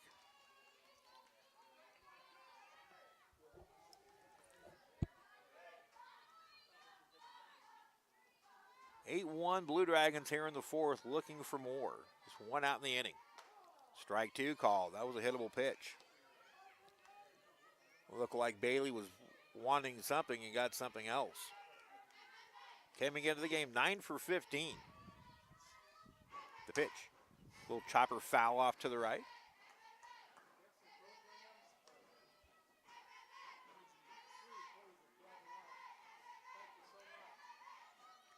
Bronner, the 9th batter of the inning for the Blue Dragons.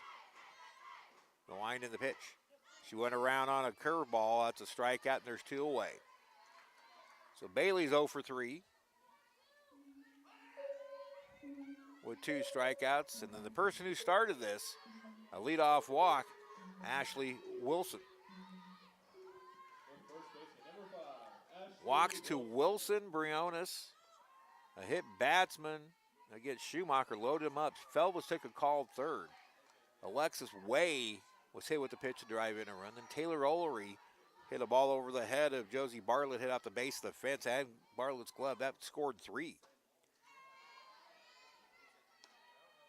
Brent Stockman hit a ball to the shortstop, Lane Bolkin, who bobbled it. That allowed a run to score. And we are at 8-1 right now. 2-0 the count to Wilson. Hard hit ball right back to the pitcher. And Katie Bunch snares it, fires it, and discussed it first. The inning is over, but a good turn for the Dragons. They will collect 5 runs on 2 hits, 1 error, a big one, and 2 left on. We head to the 5th. Our new score, Hutchinson 8 and Fort Scott 1.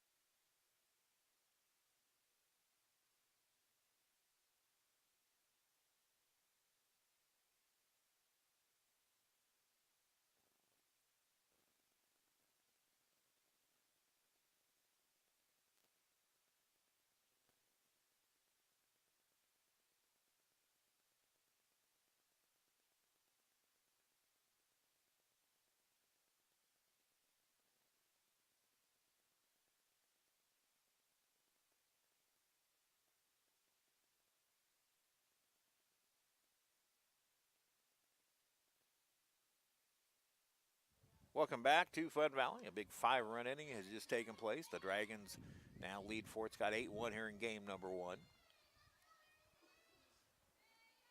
Getting out a tweet here real quick.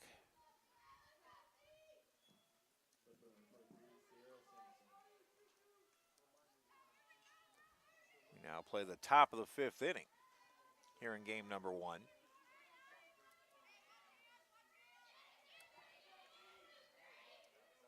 Top of the order, Sierra Sanderson, the left fielder. She's 1 for 2, a couple of groundouts. First pitcher, Madison Llewellyn, misses for a ball 1. The numbers on Madison through 4 innings. 5 hits, 1 earned run, 3 strikeouts, 1 walk, 1 hit batter. The pitch. This is outside, 2-0. Pretty close pitch.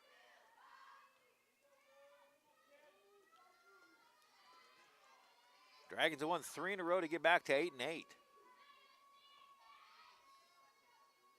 The pitch. Swung on and fouled off to the right. Good aggressive swing from Sanderson.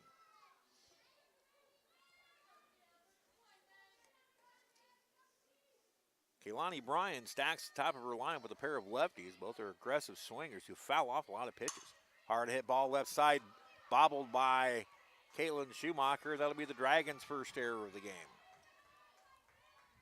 Probably shouldn't have gone down to one knee on that. She was in position to make the play. So the Dragons commit their first error of the game. And now it is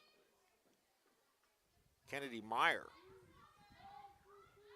A true slapper. Walked and scored and flew out to left. 0 for 1. The wind of the pitch. Low and away. Good stop by Luddig. That keeps Sanderson at first.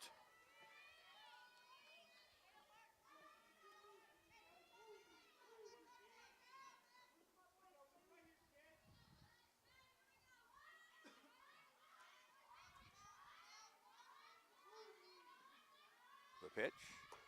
Low and away for a ball, 2-0. Madison struggling with the control just a little bit. She started up this way in the 4th and worked it out. Got a little bit of help from bad base running decision by the Greyhounds. Beanie Luddig combining with Kalen Schumacher to throw a runner out. 2-0 pitch. But showing it's taken high for a ball, 3-0. So just because it's 8-1, Madison can't lock or relax. She can somehow get out of this unscathed. Dragons can get her a 5-inning victory in the next half inning. You just put 5 on your opponents and you want to get out there, get back in as fast as possible.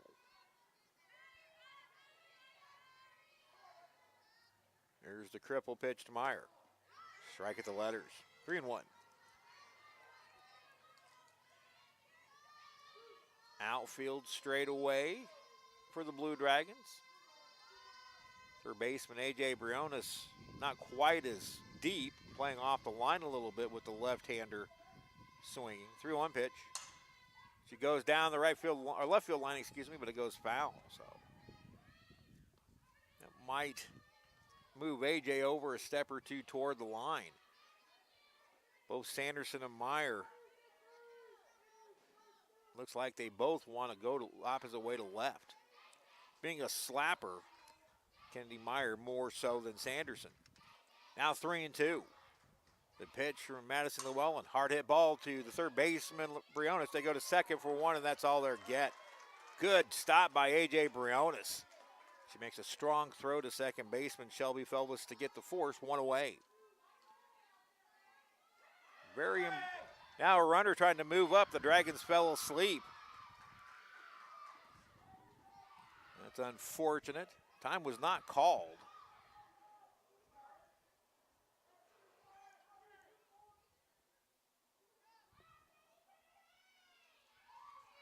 So it's not it'd be a stolen base for Meyer.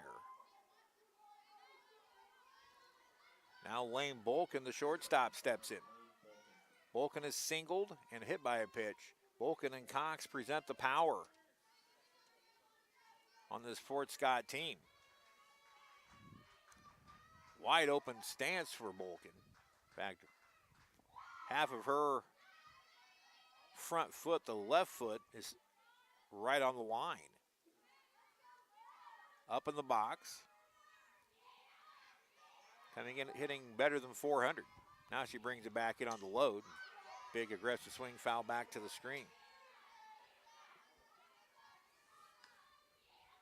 Batter on deck, Abby Cox, 2 for 2.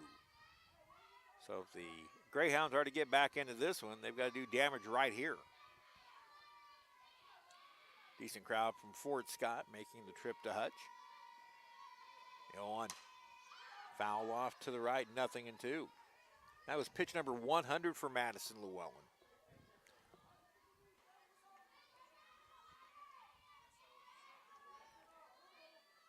So we'll see if Ray Geary will play it safe here. First base is unoccupied, but it's an 0-2 count. The wind in the pitch in Llewellyn, a curveball way outside.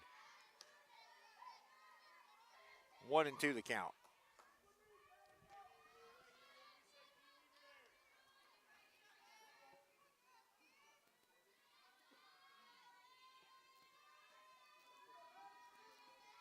Here's the pitch.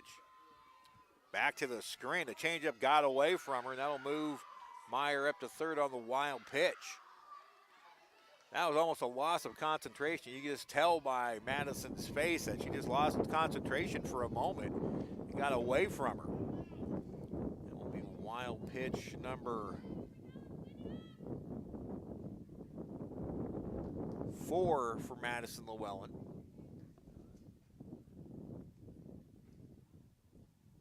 So now runner third one away with the 3-4 hitters at the plate and on deck for Fort Scott.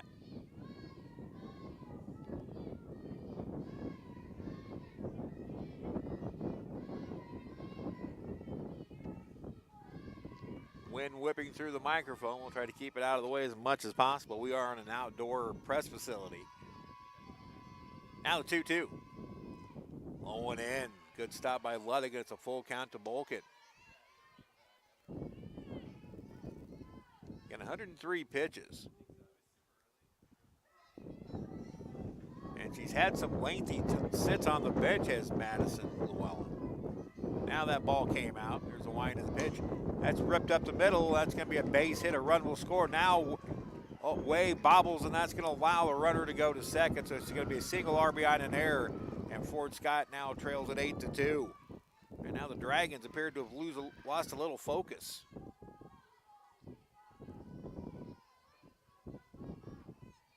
Second Dragon error.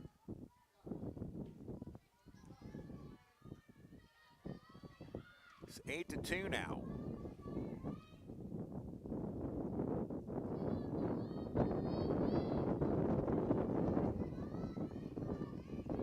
Wind shifted more around to the straight north. That's why you're getting out of my mic. It's coming over my left shoulder now more.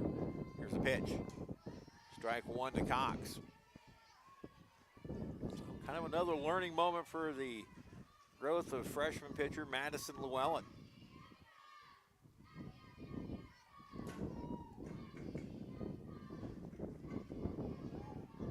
The 0-1. Took something off of it. Catches the inside corner for a strike. 0-2.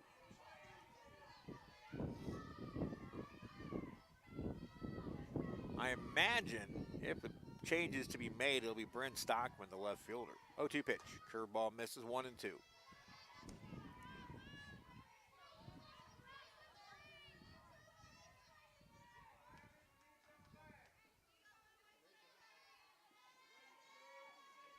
The wind in the pitch. Change up misses up way high, 2-2. 2-2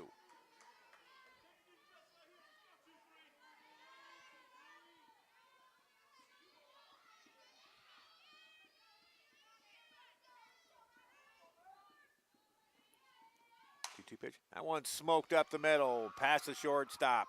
Rounding third is Bolkin. She will score to make it 8-3. That's 3 hits in the game for Abby Cox. 7 hits allowed now by Madison Llewellyn. And Ray Gary getting off his chair, and he's going to head to the circle. Doesn't necessarily mean a pitching change.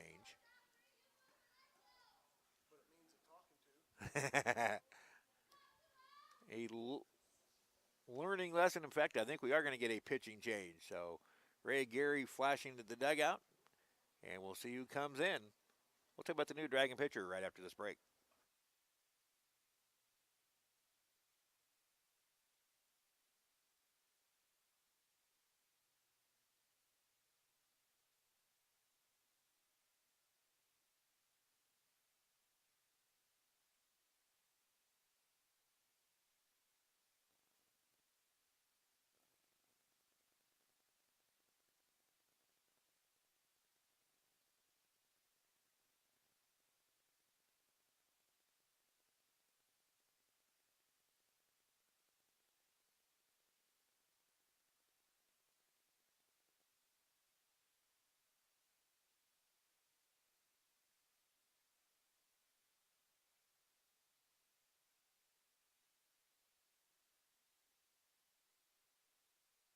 I think that signal from Ray Gary is to tell somebody to get warmed up. Madison Llewellyn stays in the game. Error fielder's choice, single. 2 runs in the inning for Fort Scott to cut the Hutch lead to 8-3. Now Adriana Pedro with 2 home runs. She uncorks one to center field. A few steps to her right as Alexis Way to make the catch for out number 2. So Pedro aggressive. She's now 0 for 3 with a pop out, a line out, and a hard hit fly out. Third baseman Mackenzie Sample the batter. She's 0 for 2, a pop up and a ground out to AJ Briones the third.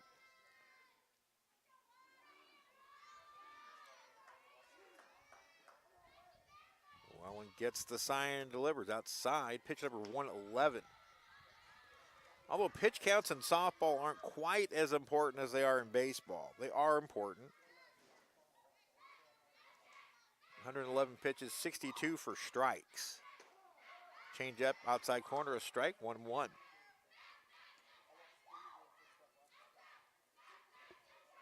The game has become all about pitch counts. Almost to the detriment of the game at times. You need to let pitchers work their way out of it. If they throw a few more pitches, let them. Curveball outside. 2-1.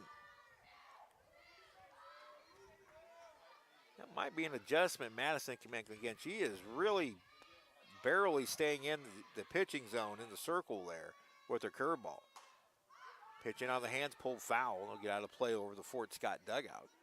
2-2 the count.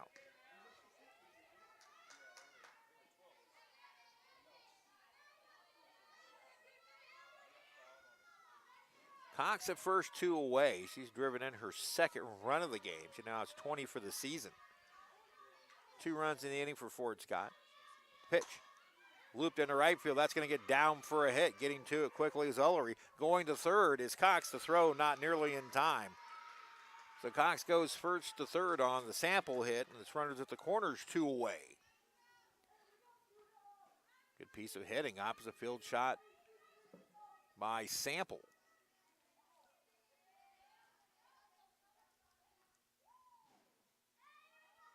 And now pitcher, or actually be the pitcher, Katie Bunch to hit. It was a straight replacement when she came in for Delaney Freeze. Here's the pitch. Downstairs, ball 1. Good stop by Ludwig. The runners stay put. Katie Bunch.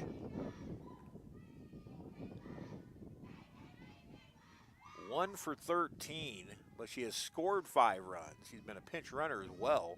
3 walks, 7 strikeouts. She's got 2 steals.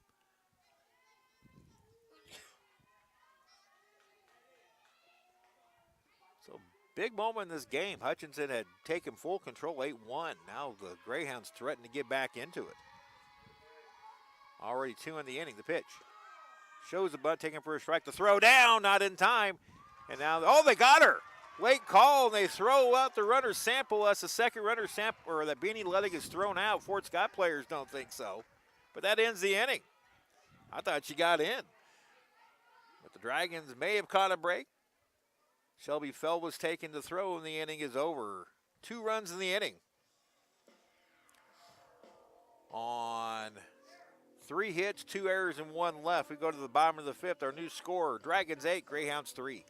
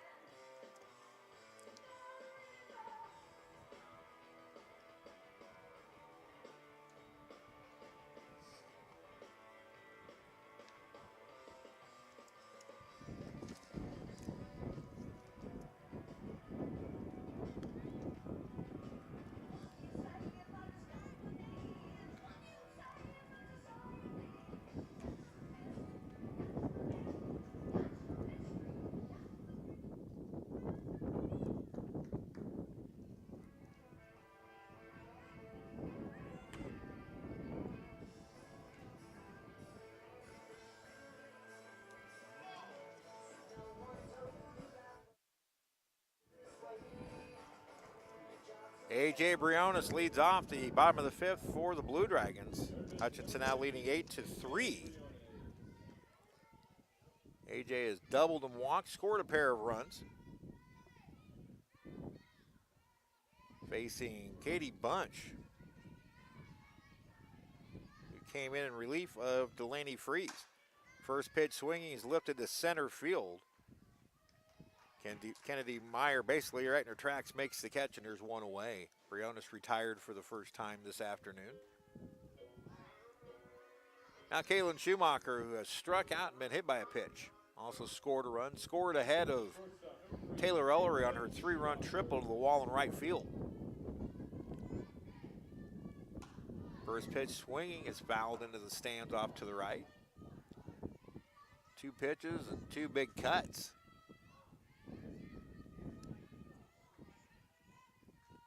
Want to congratulate John Hutchinson and the Blue Dragon women's basketball team as national semifinalist this year. Swinging a foul ball off to the right. 3-4 record, tying for the 5th most wins in program history. And a 6th overall appearance in the national semifinals. 0-2 pitch, curveball misses. Fort Scott fans already owly about that 50-50 call at second base to end the 5th inning. Hoot and holler at that one. I still think they might have a beef. The pitch. Ground ball slowly hit the third. Scooped up by Sample. She throws out Schumacher 2 away. Games this week on the network. Blue Dragon softball will be here against nationally ranked Butler on Tuesday, and they'll turn right back around and play Garden City on Wednesday. Air times for both of those will be about 1:45. We will have full pre-games for that. Now Shelby Felvis reached on an error and scored. On a play that ended up plating 2 for the Dragons and took a called third with the bases loaded in the 4th. She takes a pitch low here for ball 1. High and tight ball 2. And on Thursday, Blue Dragon baseball. I finally get to call baseball again. We'll get one in March because of all the goofy weather and all the schedule changes. I finally get to call a baseball game. I'll take on Garden City. Foul back to the screen. It's 2-1 now to Felvis. Katie Bunch not backing down from these Dragon hitters. She's going right after them.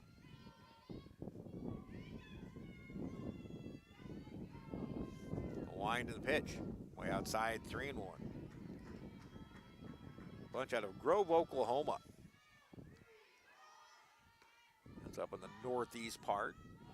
Really easy recruiting trip for the Greyhound coaching staff.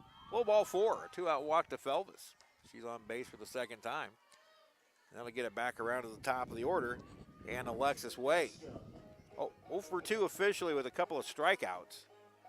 But then she was hit on the foot. Or she hit in the hip. With the bases loaded to drive in a run. Our runner at first, 2 away. The pitch. First pitch swinging again. High pop toward the Dragon dugout, and it will slice out of play. Temperature 56 degrees at first pitch. Feeling a little chillier with the wind. The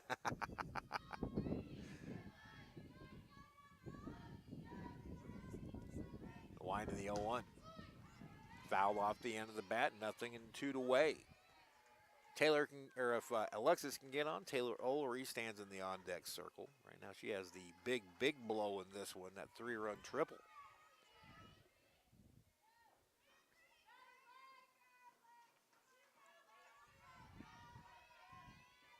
See what Ray Gary does when the Dragons come back out for the 6th. Pitch way outside. 1-2, a waste pitch. Don't think the Dragons are in the mood to run right now.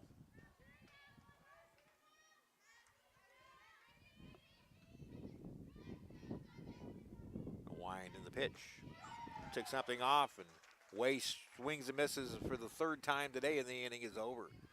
No runs, no hits, 1 left. The Dragons have stranded 5 through 5 innings. We head to the 6th. Hutchinson 8, Fort Scott 3.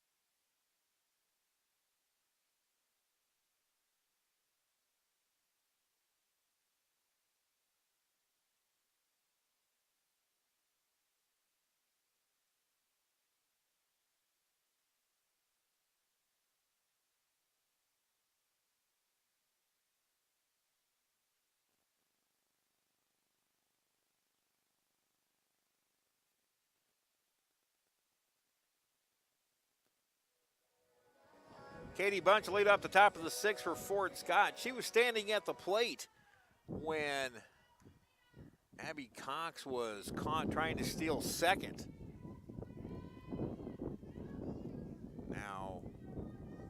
Taylor had the assistant coach for Fort Scott had a quick word with our home plate umpire. Didn't look any too happy about it.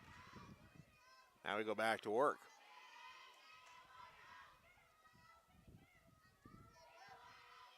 First pitch to Bunch in the sixth is a strike on the outside corner. Through 5 innings,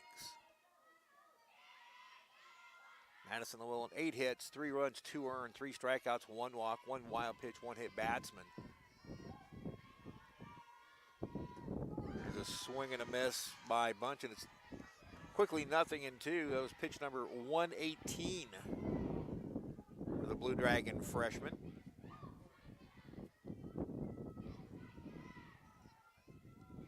Time called.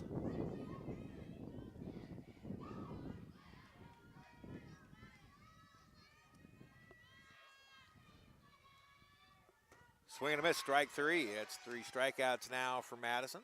Good start to the 6th.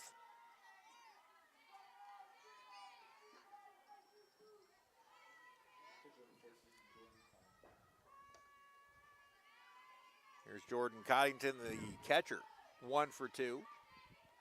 Single her last time up.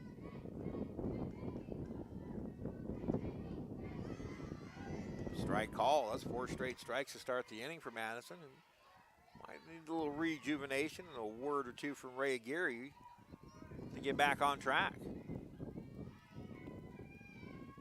The pitch. Upstairs, a ball, 1-1. I would surmise that 121 pitches is a season high for Llewellyn. One pitch. Good changeup, a strike, 1 and 2. This young lady's learning. She's learning the craft of pitching, and she's got one of the best pitching coaches to do it in Ray Aguirre. Expect continued improvement out of Madison Llewellyn. Curveball misses outside, 2-2. The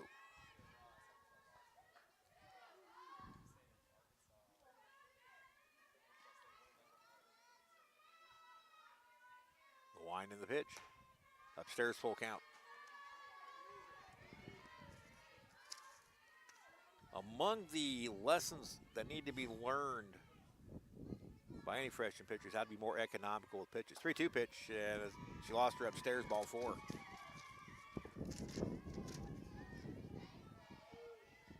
One out walk issued to Coddington, and now Josie Bartlett, the right fielder. She has struck out twice, once looking, once swinging.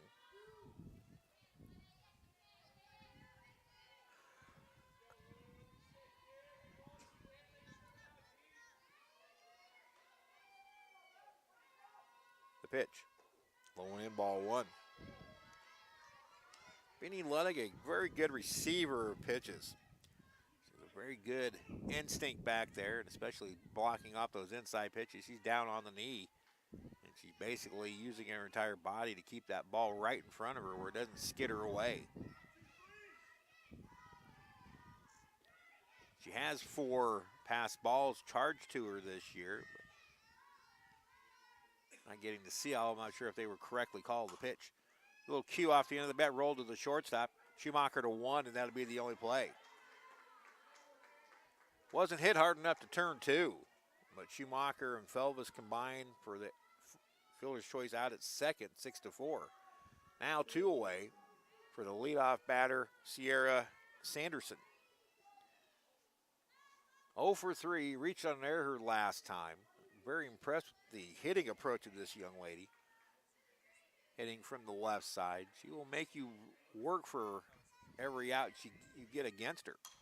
First pitch swinging, foul back. First at bat was an 8-pitch at bat that she ultimately hit a hard ball right to A.J. Briones at third. But she works hard at the plate, making pitchers work hard. Good approach. Pitch way upstairs, a changeup. Next pitch will be 130 for Madison Llewellyn. Here it is. Check swing foul, up and in, good pitch.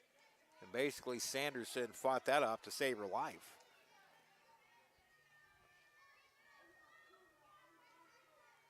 As a slapper, she started the hitting motion, and the pitch went right into the bat, right above her hands. Now Llewellyn up in the count 1-2. The pitch. Goddard's called third strike on the outside corner, and that's the inning. Good comeback inning for Madison Llewellyn. No runs, no hits, one left. After to the bottom of the sixth we go. Dragons 8, Greyhounds 3.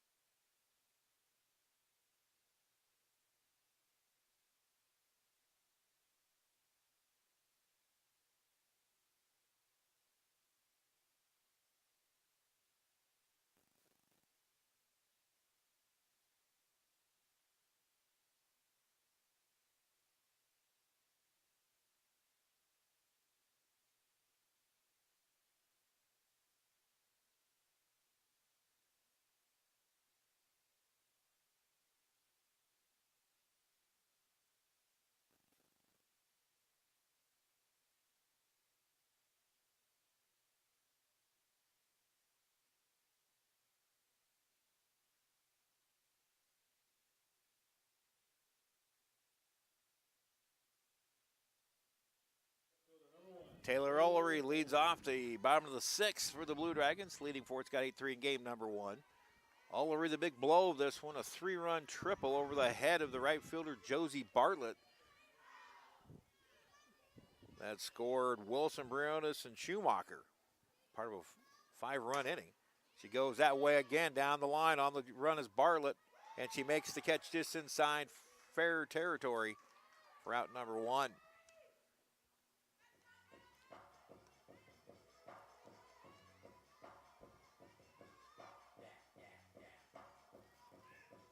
Now Bryn Stockman, the sophomore, has reached twice on errors, struck out once, drove in a run in the 4th with an error, drove in Ullery with Hutchinson's 8th run. Strike called on the inside corner.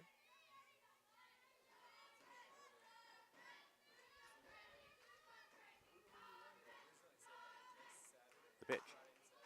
Little pop left side, basket catch by the third baseman, Mackenzie Sample, and there's 2 away.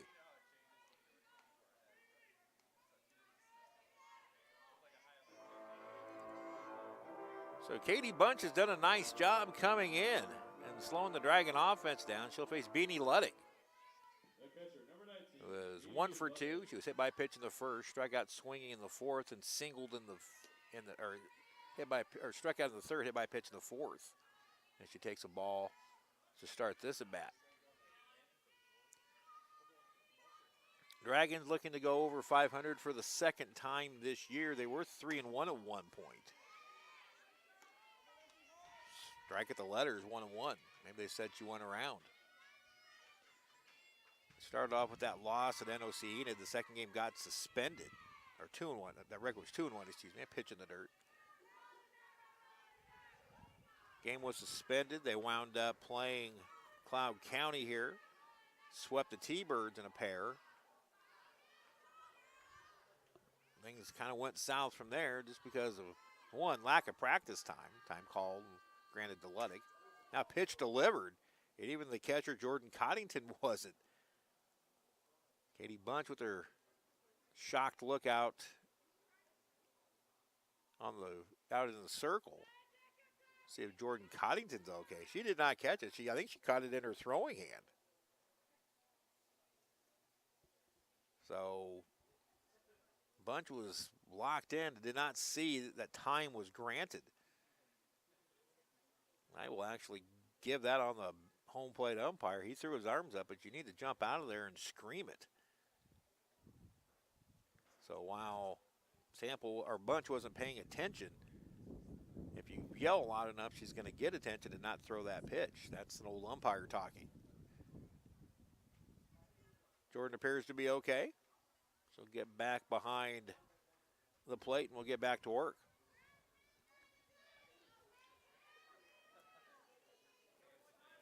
now this game rolling right up on 2 hours old. It's been a fairly slow-paced game, a lot of pitches. 2-1 to Beanie, upstairs 3-1. She was headed down to third, not thinking that one was called a strike, and I was shocked at that one. I thought she checked her swing. And now it's 3-1, the pitch. Low ball 4, and this time Beanie can safely go to first with the umpire's graces. And bring up Bailey Bronner. Bronner 0 for 3, a ground out RBI in the first and a pair of strikeouts. And I think we might get a pinch runner at first for Beanie Luddig. Most likely it would be Brooke Jamison, the sophomore from Andover, and it will be the aforementioned Brooke Jamison. Pitch for the Dragons. Number 2, Brooke Jameson. So Jamison will pinch run. Luddig will re-enter in the bottom of the 7th. Should it get that far? If the Dragons can somehow scratch across 3 runs here, they would end it by the mercy rule.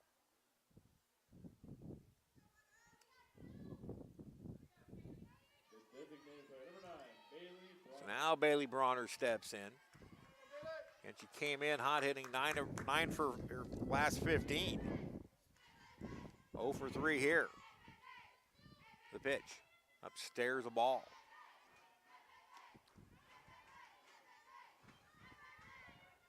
Budge came in with 1 out in the 5-run 4th inning for the Dragons. Ground ball left side, fielded by the third baseman Sample. Only played to first. Ball was dropped, but picking the ball up was Cox for out number 3, and the inning is over. So low throw dug out by Abby Cox, and the Dragons are done in the 6th. Last chance coming up for Fort Scott. We head to the 7th. Hutchinson 8, Fort Scott 3.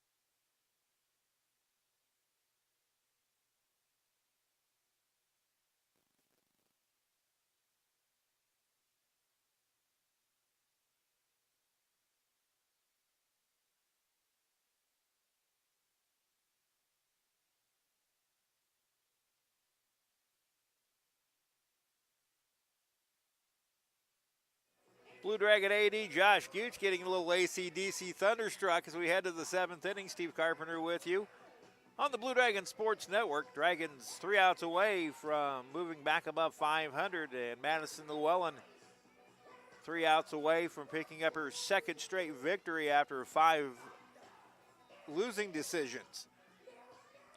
She gets 2, 3, and 4 here in the 7th, and this has been the stretch that has given her the most problem through this Fort Scott order. Kennedy Meyer is 0 for 2 with a walk and a fielder's choice, but she scored a pair of runs. And she takes ball 1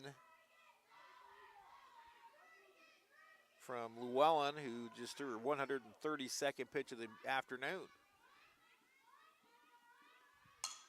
And one slice foul right near the Fort Scott dugout door on the third base side.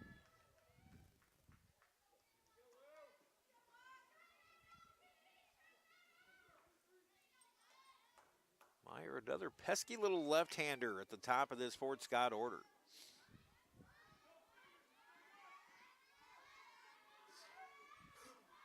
Llewellyn's 1-1. Little tapper in front of the plate. Could be a tough play. Fielded by Brunis. Bare hand throw on to first, not in time. It'll be an infield single. This is a perfectly placed hit. AJ fielded it barehanded cleanly and threw a strike in one motion, but it not in time to get Meyer. Now Lane Bolkin. Bolkin 2 for 3. Been on base 3 times. He was hit by a pitch in the 3rd.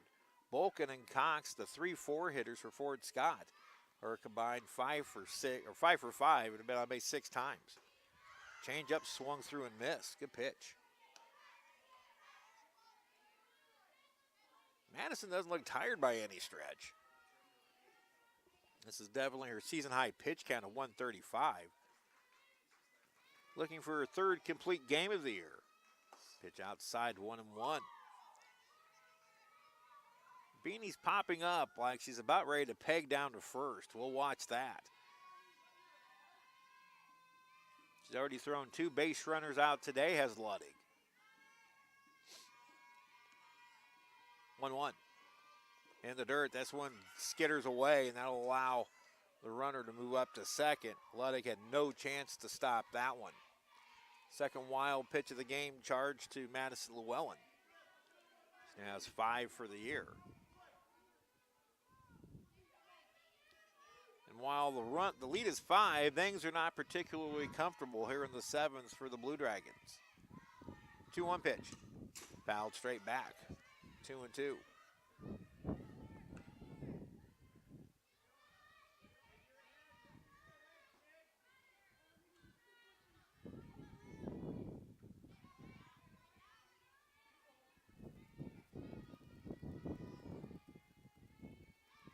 Line in the 2-2. Wouldn't chase the curveball, full count. Mentioning earlier about pitch efficiency.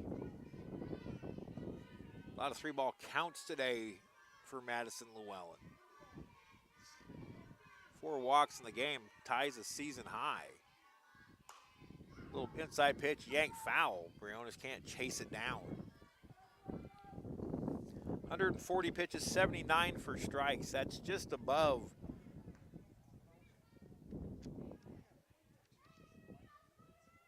a 2-to-1 ratio.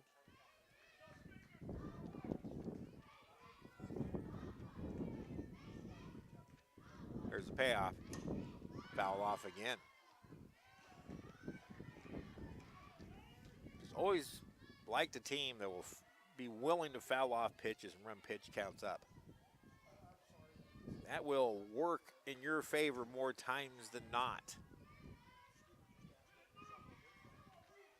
Once again, the payoff pitch. Lost her.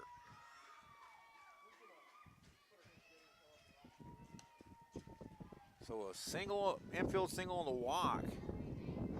And Abby Cox, the batter, and that'll bring Jamie Rose out to the circle. And Megan Davis follows her, so we'll have a pitching change. We'll tell you about the new Dragon pitcher after this break.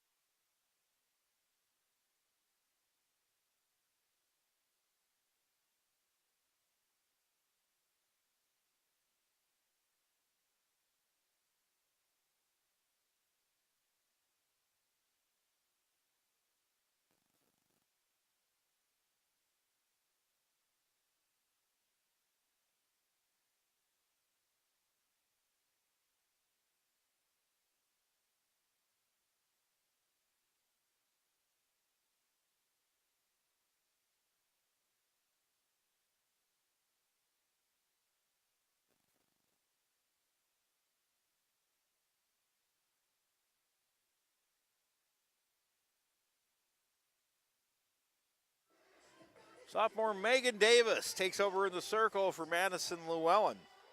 Megan, a 5'7" sophomore from Princeton, Kansas.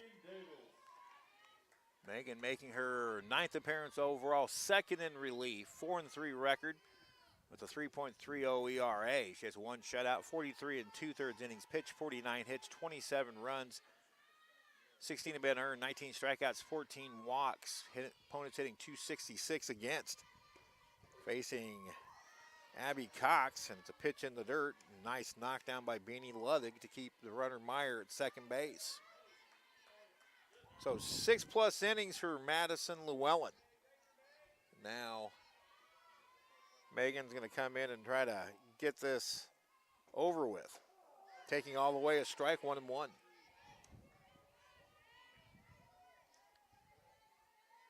At the conclusion of this game, we'll take a quick break, and then I'll return with a quick post-game wrap-up with the stats. And then we'll get you set for game number 2. 1-1 pitch. Curveball misses outside. Megan, the usual 3-pitch. Rise ball, curveball.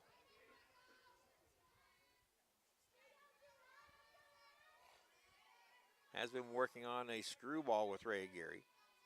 She's pitched much better as of late. Curveball just misses inside, 3-1. Again, we mentioned that most of the damage has been done by the 3-4 slots in this order, and Cox represents the 4 hole, so somebody else is going to have to step up and make some big plays for Fort Scott. That ball smoked into center field. They will round the runners. The throw comes into second. A run scores. And Abby Cox drives in her 3rd run of the day. She goes 4 for 4 now. And now it's 8-4. Bolkin stops at second. Myers scores from second. 3 singles and a double, 3 RBIs for Cox. And now Adriana Pedro, who does have power. She does have 2 home runs. Now first and second, nobody out. 8-4 the score. Strike called. The tying run has crept into the on-deck circle for Fort Scott.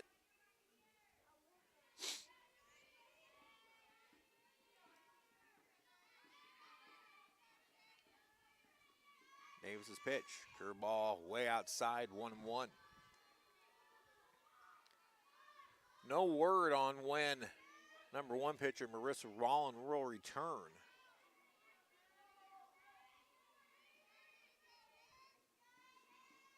Pitch. Strike called on the upper portion of the zone. The curveball, 1-2. I can't say anything specifically because I don't know about any of the injuries of Rollin, but they are not taking any chance with her. It's nothing like season ending, but the pitch. Little tapper, fielded by Davis, flipped to third underhand, and they got the force. That was a smart play by Megan Davis. Her momentum from fielding the ball was headed right toward third. She just did a little scoop to A.J. Briones to get Bolkin for a big first out. So now the third baseman, Mackenzie Sample. Sample 1 out of 3.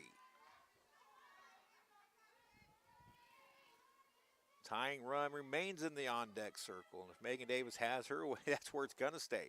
Pitch misses low, 1 in, ball 1.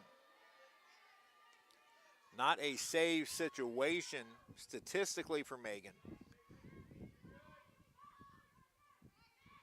She would like to close it out as efficiently as possible because she will be the game 2 starter. The pitch.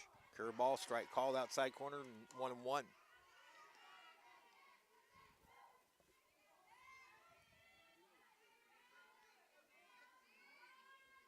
Shadows starting to get just a touch long, going from the first base side to third base. The pitch in there for a strike, taking all the way with Sample. Now it's 1-2, and Megan could use a strikeout here. Wind still blowing out to dead center out of the northwest, roughly about 15 miles per hour. That's what it was at first pitch. 1-2. Line shot off the glove of Davis. She fields, and there's not going to be a play. Runners are safe. That'll be a hit. Megan just didn't have her glove turned the right way to snare that. That'll be a hit, and the bases are loaded. So it's a 2-hit game for Sample. Pedro to second, Cox to third. Now the tying run comes to the plate, and Katie Bunch, but I think we're going to get a pinch hitter for her. We'll probably see Freeze return and re-enter. She was the starting pitcher. And indeed we are. So Delaney Freeze will re-enter the game and pinch hit here in the 7th.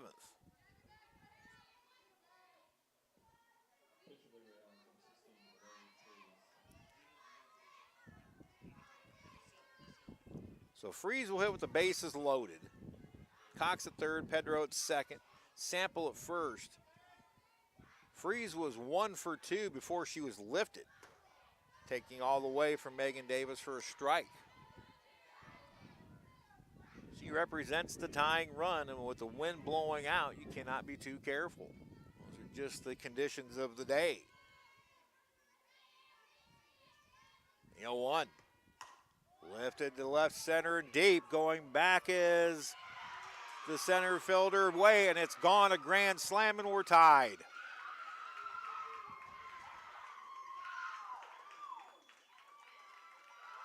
A grand slam home run for a pinch hitter, Destiny Freeze, and we are tied at 8 apiece.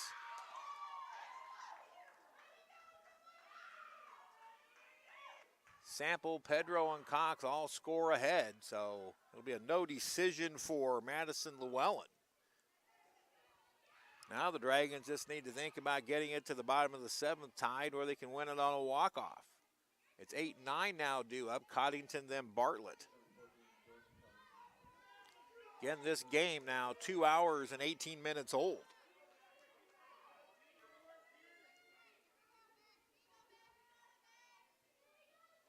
Coddington 1 for 2 with a walk. Hutchinson has been out hit 12-4 in this one. Strike called.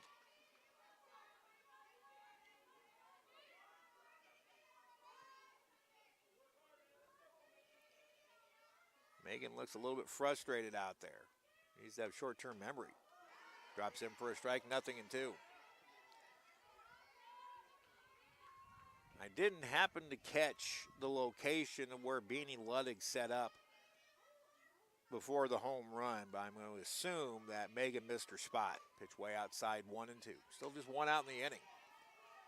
A single, a walk, a single, a fielder's choice, a single, and then a grand slam by Destiny Freeze. Dragons have been playing well, so has Fort Scott. Winners of 4 straight. Somebody's winning streak's going to come to an end. Pitch a little bit low, 2-2.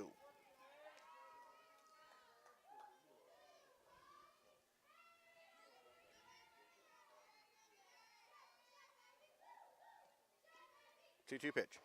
Called strike 3. Here's 2 away.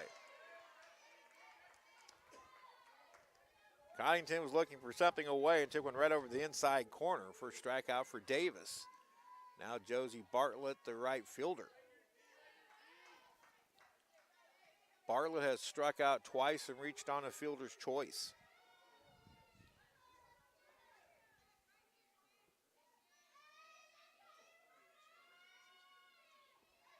The pitch. Strike called. The book on Madison Llewellyn complete now. 6+ innings, 9 hits, 5 runs, 4 earned. 5 strikeouts, 3 walks, 2 wild pitches, and a hit batter.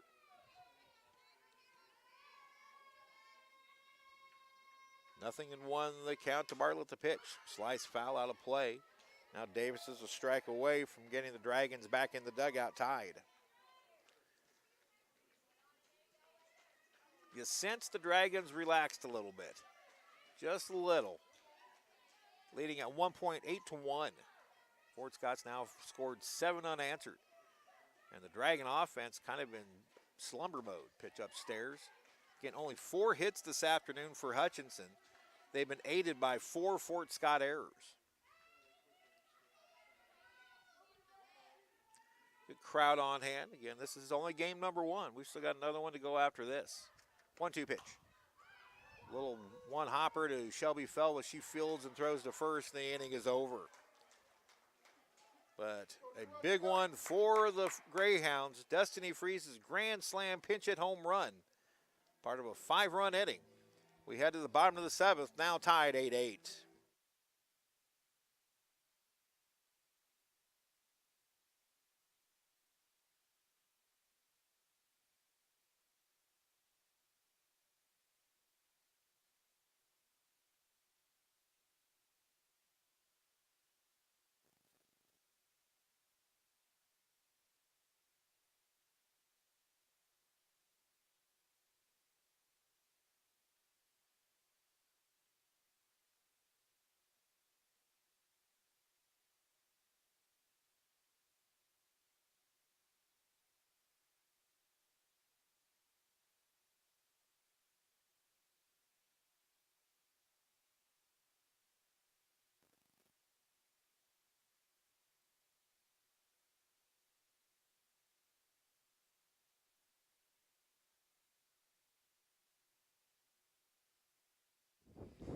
do want to make one apology. I think I have been calling Delaney Freeze Destiny for the last couple of innings. It is Delaney Freeze who hit the grand slam, not Destiny Freeze, and I do happen to know a Destiny Freeze, so my apologies to Delaney, her family, and any of the Fort Scott players in the game.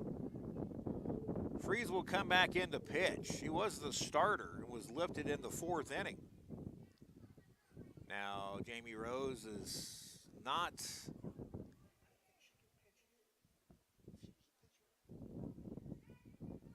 I'm not sure. Jamie Rose is questioning the fact that Freeze can come in and pitch. She's in her same spot.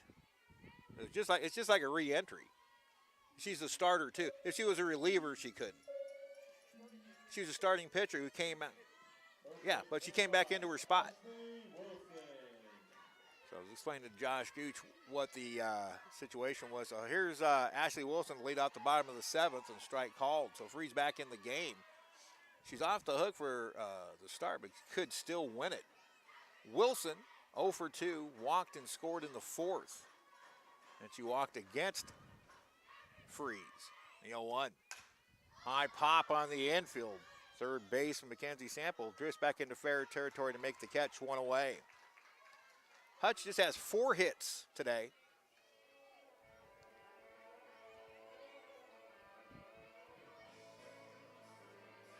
A double from Briones, who's stepping in to hit now. A triple by Taylor Ullery. Single by Beanie Luddig.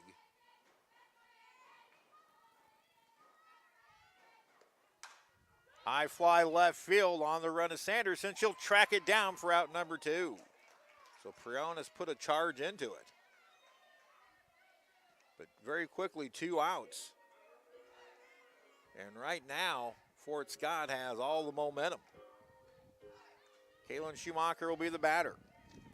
Shortstop, number 3, Caitlin Schumacher.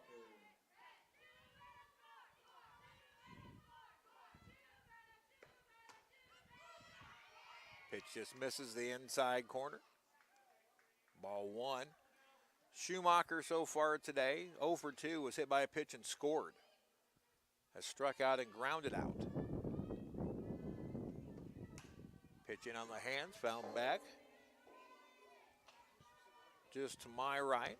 Now it's 1-1. Right now the Dragons just need a base runner to create some pressure. You get a base runner on, Fort Scott's already committed 4 errors. The pitch. Hard hit ball left side. Fielded by the shortstop Bolkin. Pours it across, low throw, dug out by Cox. And very quickly, the Dragons go in order in the 7th. Extra innings in game number 1 coming up. Hutchinson 8, Fort Scott 8. You're listening to Blue Dragon Softball on the Blue Dragon Sports Network.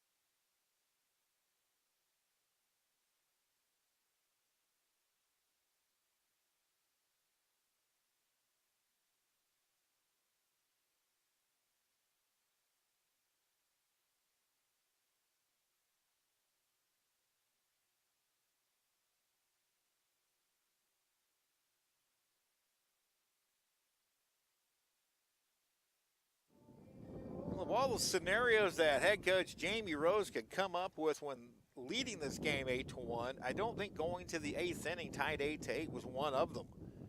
The Dragons had a pure stranglehold on this game. And now we're tied 8-8 as Fort Scott has scored 7 unanswered to tie it.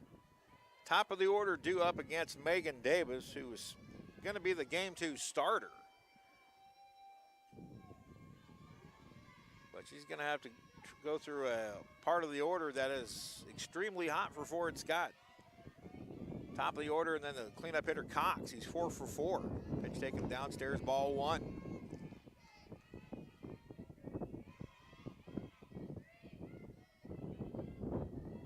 Right now, Megan Davis needs to put that grand slam out of her head. Curveball, strike inside corner. Again, at the conclusion of this game, we will have a quick 1-minute break. I'll get the stats updated, tell you about them, and we'll reset for game number 2. Hard hit ball past the diving shortstop, and that's a leadoff single.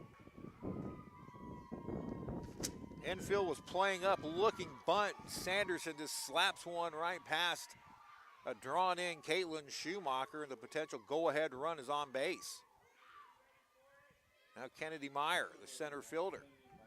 1 for 3, 3 runs scored. She walked and scored in the first, flew out in the fourth, reached on the fielder's choice and scored in the fifth, and started the 7th inning off with a single.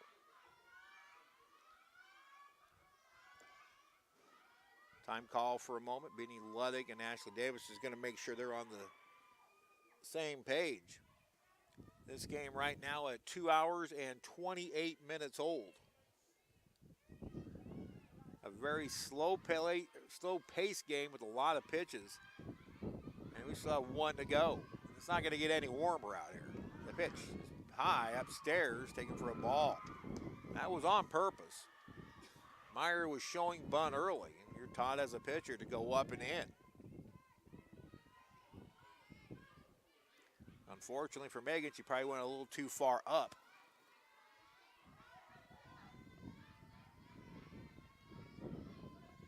The wind in the pitch. Bunted through, but it's a foul ball. Break for the Dragons. It got past Beanie Ludwig, but it's a foul ball. Sanderson has stolen 3 bases in 4 attempts.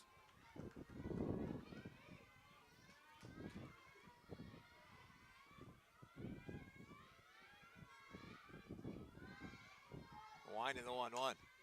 Pulled foul. Another character building moment for this Blue Dragon softball team that has had a lot of character building moments in this early season. It has been anything but normal. Injuries, multiple rainouts, not playing for 2 weeks at a time, not practicing outside for 2 weeks at a time. 1-2 pitch. Little slow roller right side, fielded by the first baseman, Ashley Wilson, but Felvis can't cover in time, and it's another infield single. And now the Dragons are in real trouble. Second straight infield single for Meyer. Again, perfectly placed. Nobody did anything wrong. So Sanderson at second, Meyer at first, and now the 3-4 hitters coming up. Bolkin and Cox combined 5 for 5 between the two of them.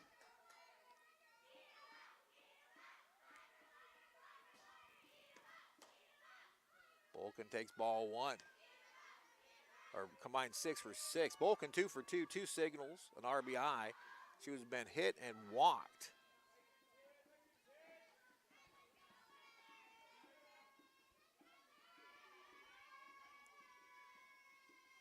The 1-0. Bunted through for a strike. Lunig popped out, ready to pick. As Briones was crashing hard, Caitlin Schumacher went and covered the bag. So there was nobody at second to throw behind the runner.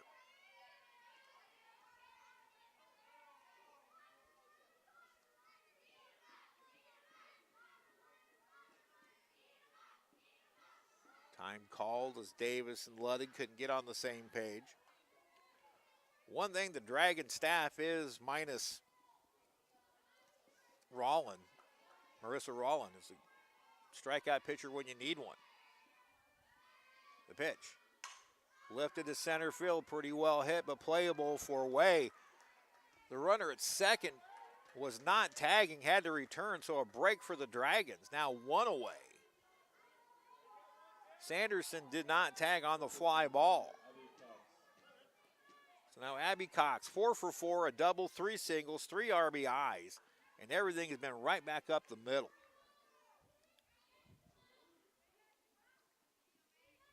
A big moment in this game.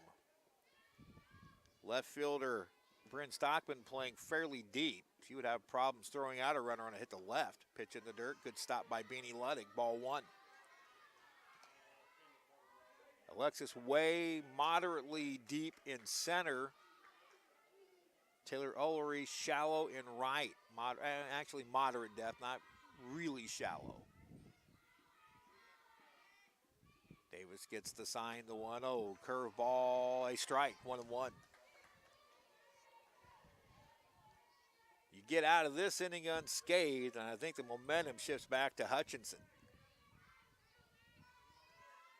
But you got to get out of the inning. 1-1. Ground ball caught by Davis. She'll underhand flip to first for the second out. She went and got the sure out, but runners move up to second and third now with 2 away.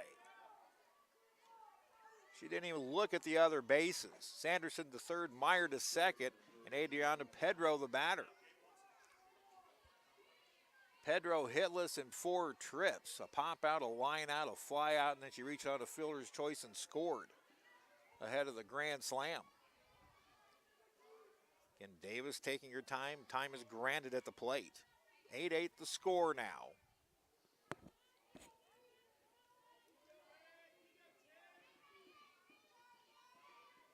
The pitch. Grounded right back to Davis. She fields, throws, and the Dragons are out of it in the 8th. Nice job by Megan Davis to get out of the jam.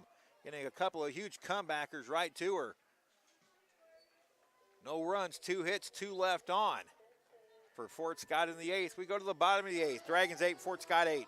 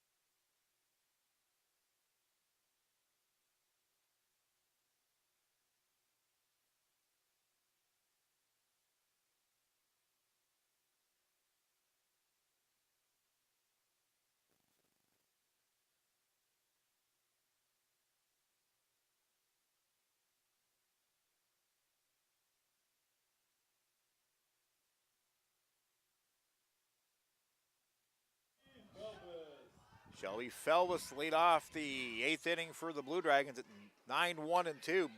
Felbus bunts, but right back to the pitcher. Freeze. It'd be an easy throw to first, 1 away.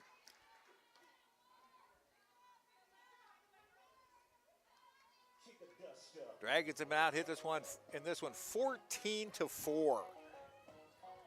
Now the top of the order, and Alexis Way. Way, 3 strikeouts and was hit by a pitch.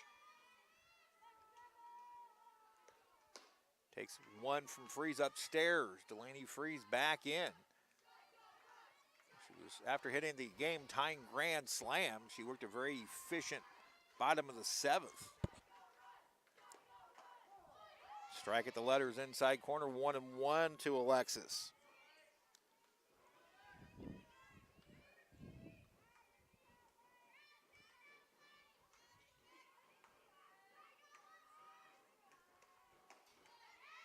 Swung on and missed. And right now, Alexis looking to pull everything. Don't be surprised if Freeze tries that exact same pitch. That's where they've gotten her up today, striking out. Curveballs up and away. 1-2 the count to the Dragon leadoff hitter. The pitch. Indeed they did. That's a strikeout. She has struck out 4 times now. And since returning, Freeze has retired 5 in a row. Blue Dragon batters have now struck out a collective 11 times, 8 by Freeze, 3 by Bunch. Now Taylor Ullery, who tripled in 3 off of Freeze in the 5th and chases a rise ball. And right now the Dragons are just swinging away.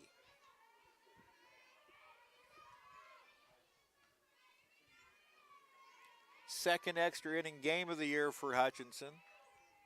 They lost a 13-12 decision at Barton on March 16th. Curveball misses low and away, 1-1. Dragons looking for their 4th consecutive win. Fort Scott looking for their 5th consecutive win.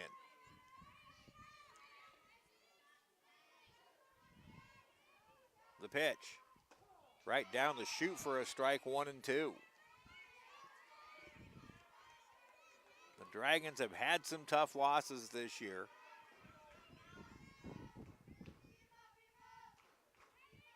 And a very abnormal first month and a half of the season.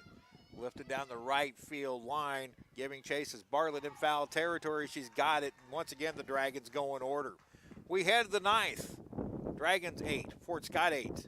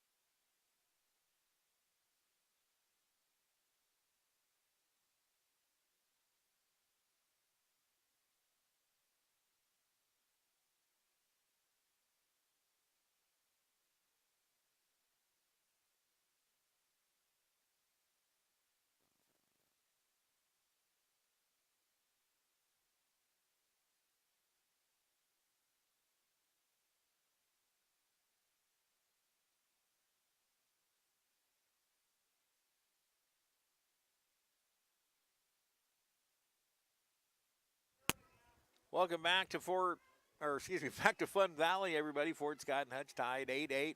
Top of the 9th. Steve Carpenter with you on the Blue Dragon Sports Network. I said earlier, after a wild week at the National Basketball Tournament in Lubbock, Texas, I am completely exhausted, so not particularly sharp while talking today. 6, 7, and 8 due up here in the 9th for Fort Scott. Mackenzie Sample, the third baseman, takes a pitch outside from Megan Davis. Megan got into a bit of a trouble with leadoff singles in the 7th. Then she got Bolkin the fly out. Dragons did not get, the runner Sanderson didn't tag up. Here's a strike. And then Cox and Pedro both grounded out back to Megan Davis. And that's how the inning ended. So that not moving up may have cost the Fort Scott a potential lead run. 1-1 pitch. Spins in for a strike, 1-2. Been a good one to break back in on. Again, this is my first baseball/softball broadcast of the year. And the primary announcer for both. 1-2 pitch. Ground ball hard hit right through the glove of A.J. Briones, and it's another leadoff man aboard for Fort Scott in the 9th. She didn't touch it, but she should have had it. That'll go as an error. Third Dragon error of the game. Fort Scott has committed 4, but none since the 4th inning. Now Delaney Freeze has the biggest blow in this one so far, the pinch hit grand slam to tie it up in the 7th. Megan Davis took something off of it, dropped a change up in that Freeze was way out in front of, and she's down on the count 0-1. Again, Freeze was a starting pitcher. Pulled in the 4th inning. She was given the opportunity to come back, and now she's dominating in the circle. Shows bunt here and drops it foul.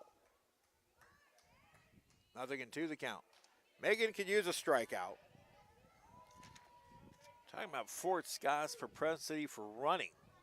As a team, they have stolen 46 of 56, but they've yet to attempt today.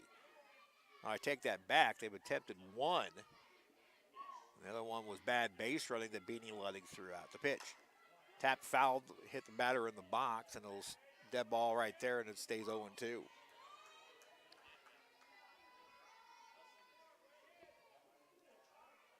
If you're looking for clean execution, this was not the game for you. Combined 7 errors now. The offenses really haven't executed the small stuff. Did you go around?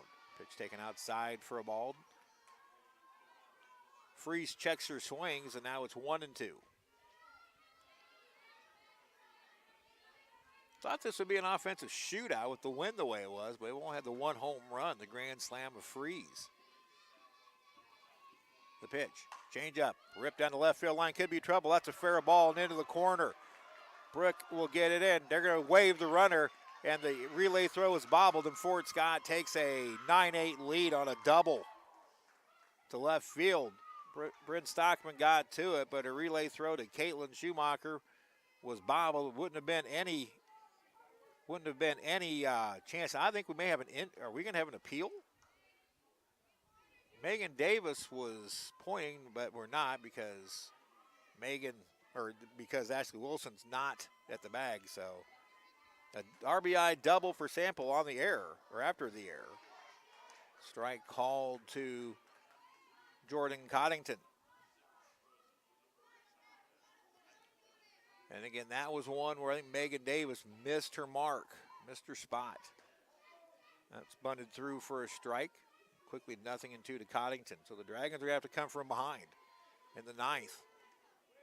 And their offense has done very little in this game, just 4 hits.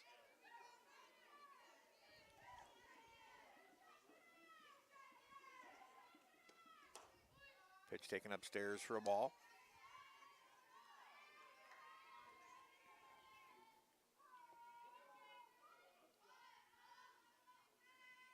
Dragons hold it here and somehow come back and win. A lot of frustration will disappear very quickly.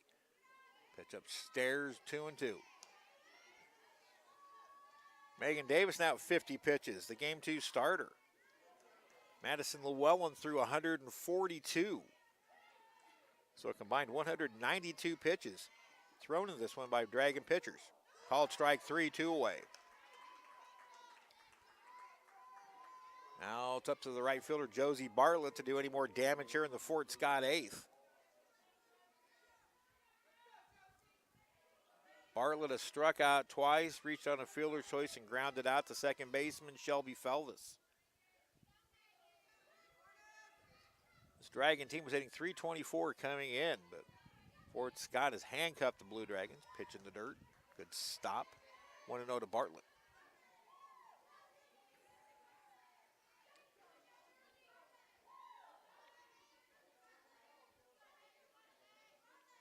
Now it's the Fort Scott dugout that's all wound up. Strike outside corner, 1-1.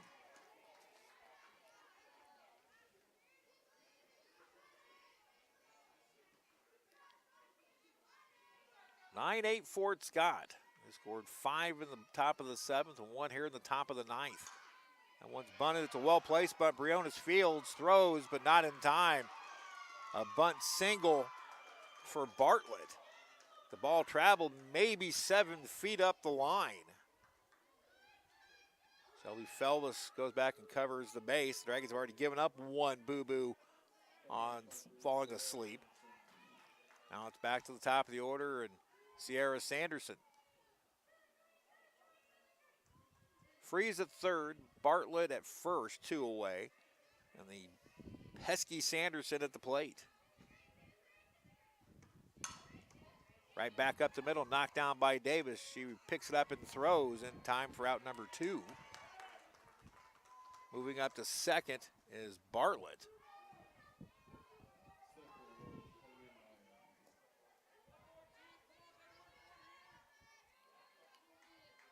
Now Kennedy Meyer. He has 2 infield singles.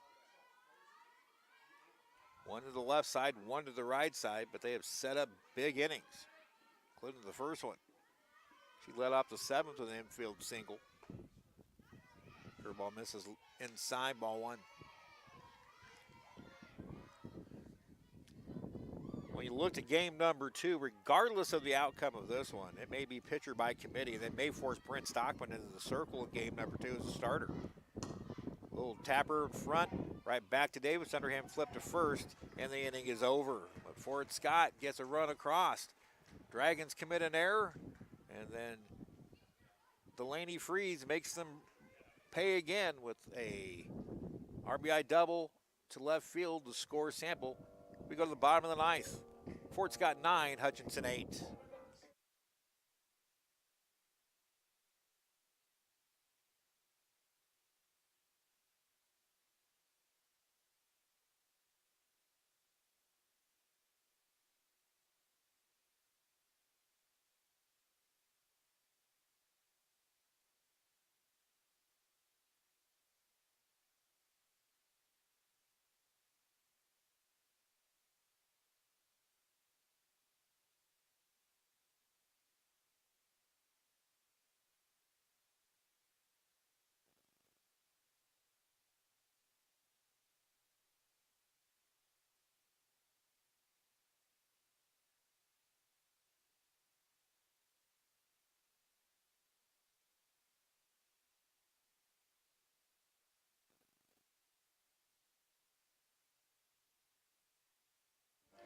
Bryn Stockman, Beanie Luddig, Bailey Bronner, 3, 4, and 5 in the Dragon ninth. Trailing Fort Scott now 9-8. Second time Hutchinson has trailed today. Dragons 4 hits, 2 from Taylor Ullery, including a 3-run triple. Beanie Luddig with the single, A.J. Briones with the double. And that's been it. They have been out hit now 16-4. So Bryn looking for her first hit of the day. She's reached twice on errors, struck out and popped up 0 for 4. And Delaney Freeze starts her off with an off-speed pitch for ball 1. 89 pitches for Freeze now.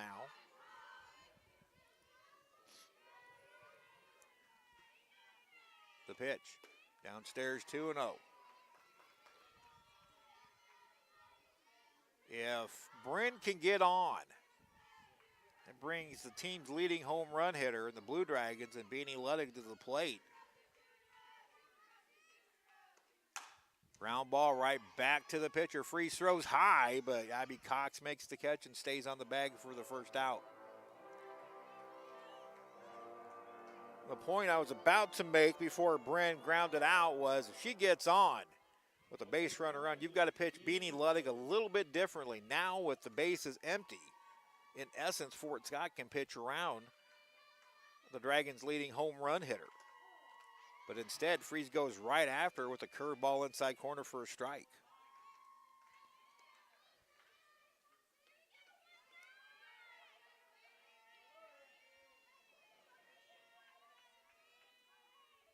The pitch. Curveball spins way outside, 1-1. 93 combined pitches for Freeze now.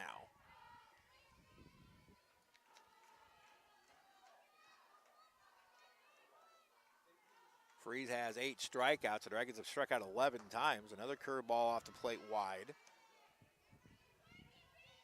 Fort Scott pitchers have stayed primarily away from the Dragon right-handers today.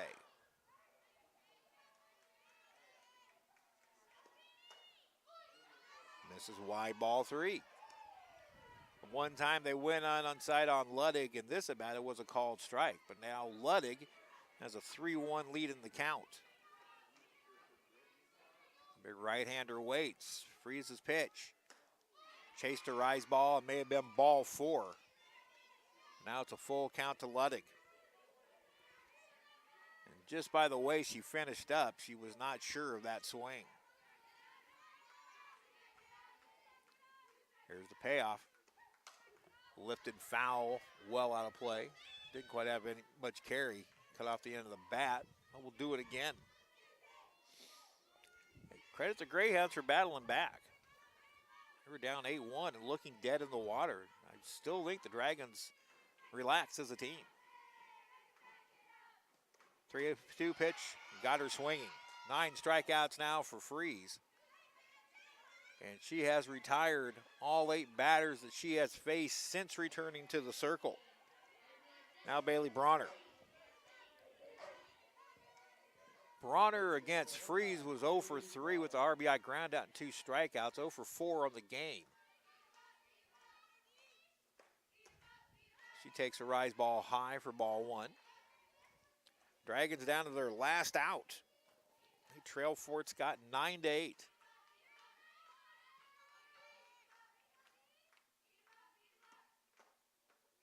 Pitch just misses high. 2-0. If Bronner can keep it alive, it will be Ashley Wilson.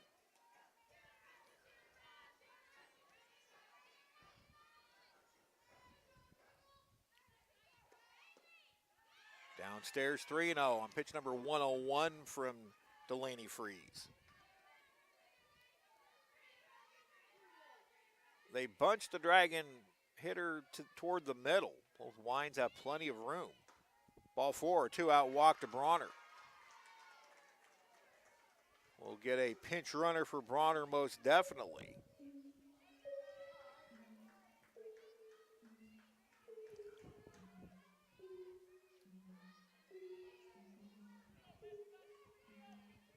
It will be Trinity Ensminger out of Wichita. So Trinity Ensminger will pinch run for Bailey Bronner. Ashley Wilson, the batter.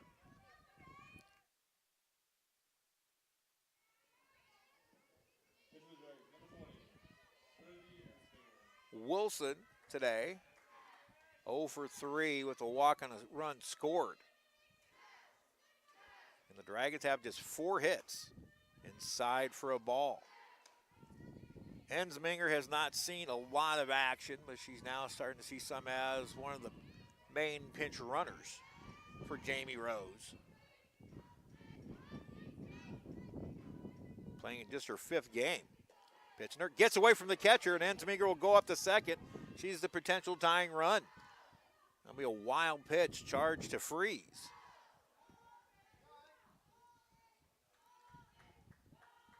And now Fort Scott head coach Kaylani Bryan will go out to the circle to discuss the situation.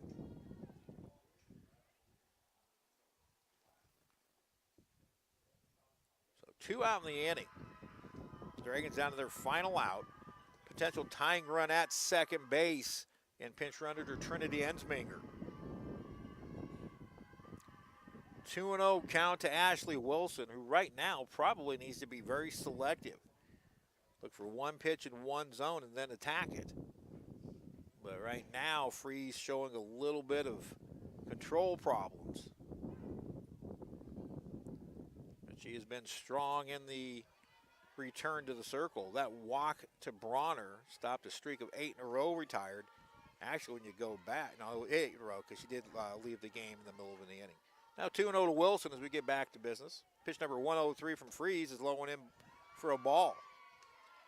A.J. Briones in the on-deck circle. She'd like to make up for that error in the top of the 8th inning. Wind blowing out. Let's see if we can help the Blue Dragons. It helped Fort Scott in the 7th. The pitch taking all the way. Strike 3-1.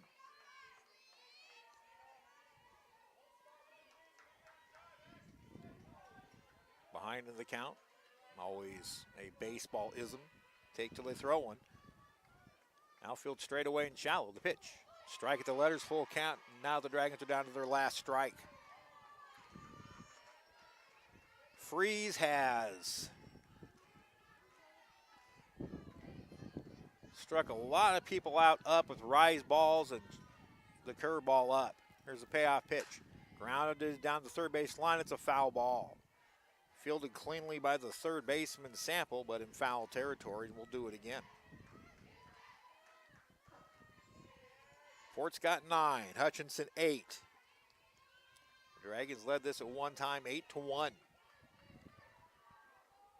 Tying run at second base is pitch runner Trinity Ensminger. The payoff pitch to Wilson. Called strike 3, and that's the ball game. 10 strikeouts for Destiny Freeze. She drives in 5 offensively. She's the star of the game for Fort Scott. Hutchinson drops the first game 9-8 in a ball game that took 2 hours and 56 minutes to complete. We'll take a quick 1-minute break, wrap up game number 1 and return, get you set for game number 2. Again, Dragons fall in 9 innings, 9-8.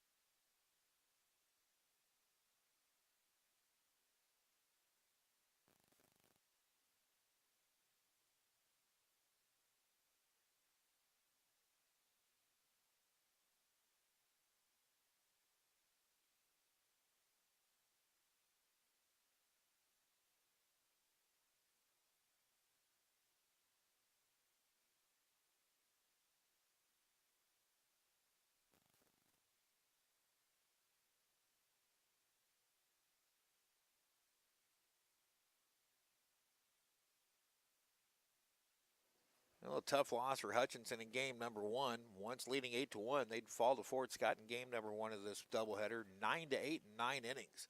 Steve Carpenter back with you. There's a lot of long faces out there in the right field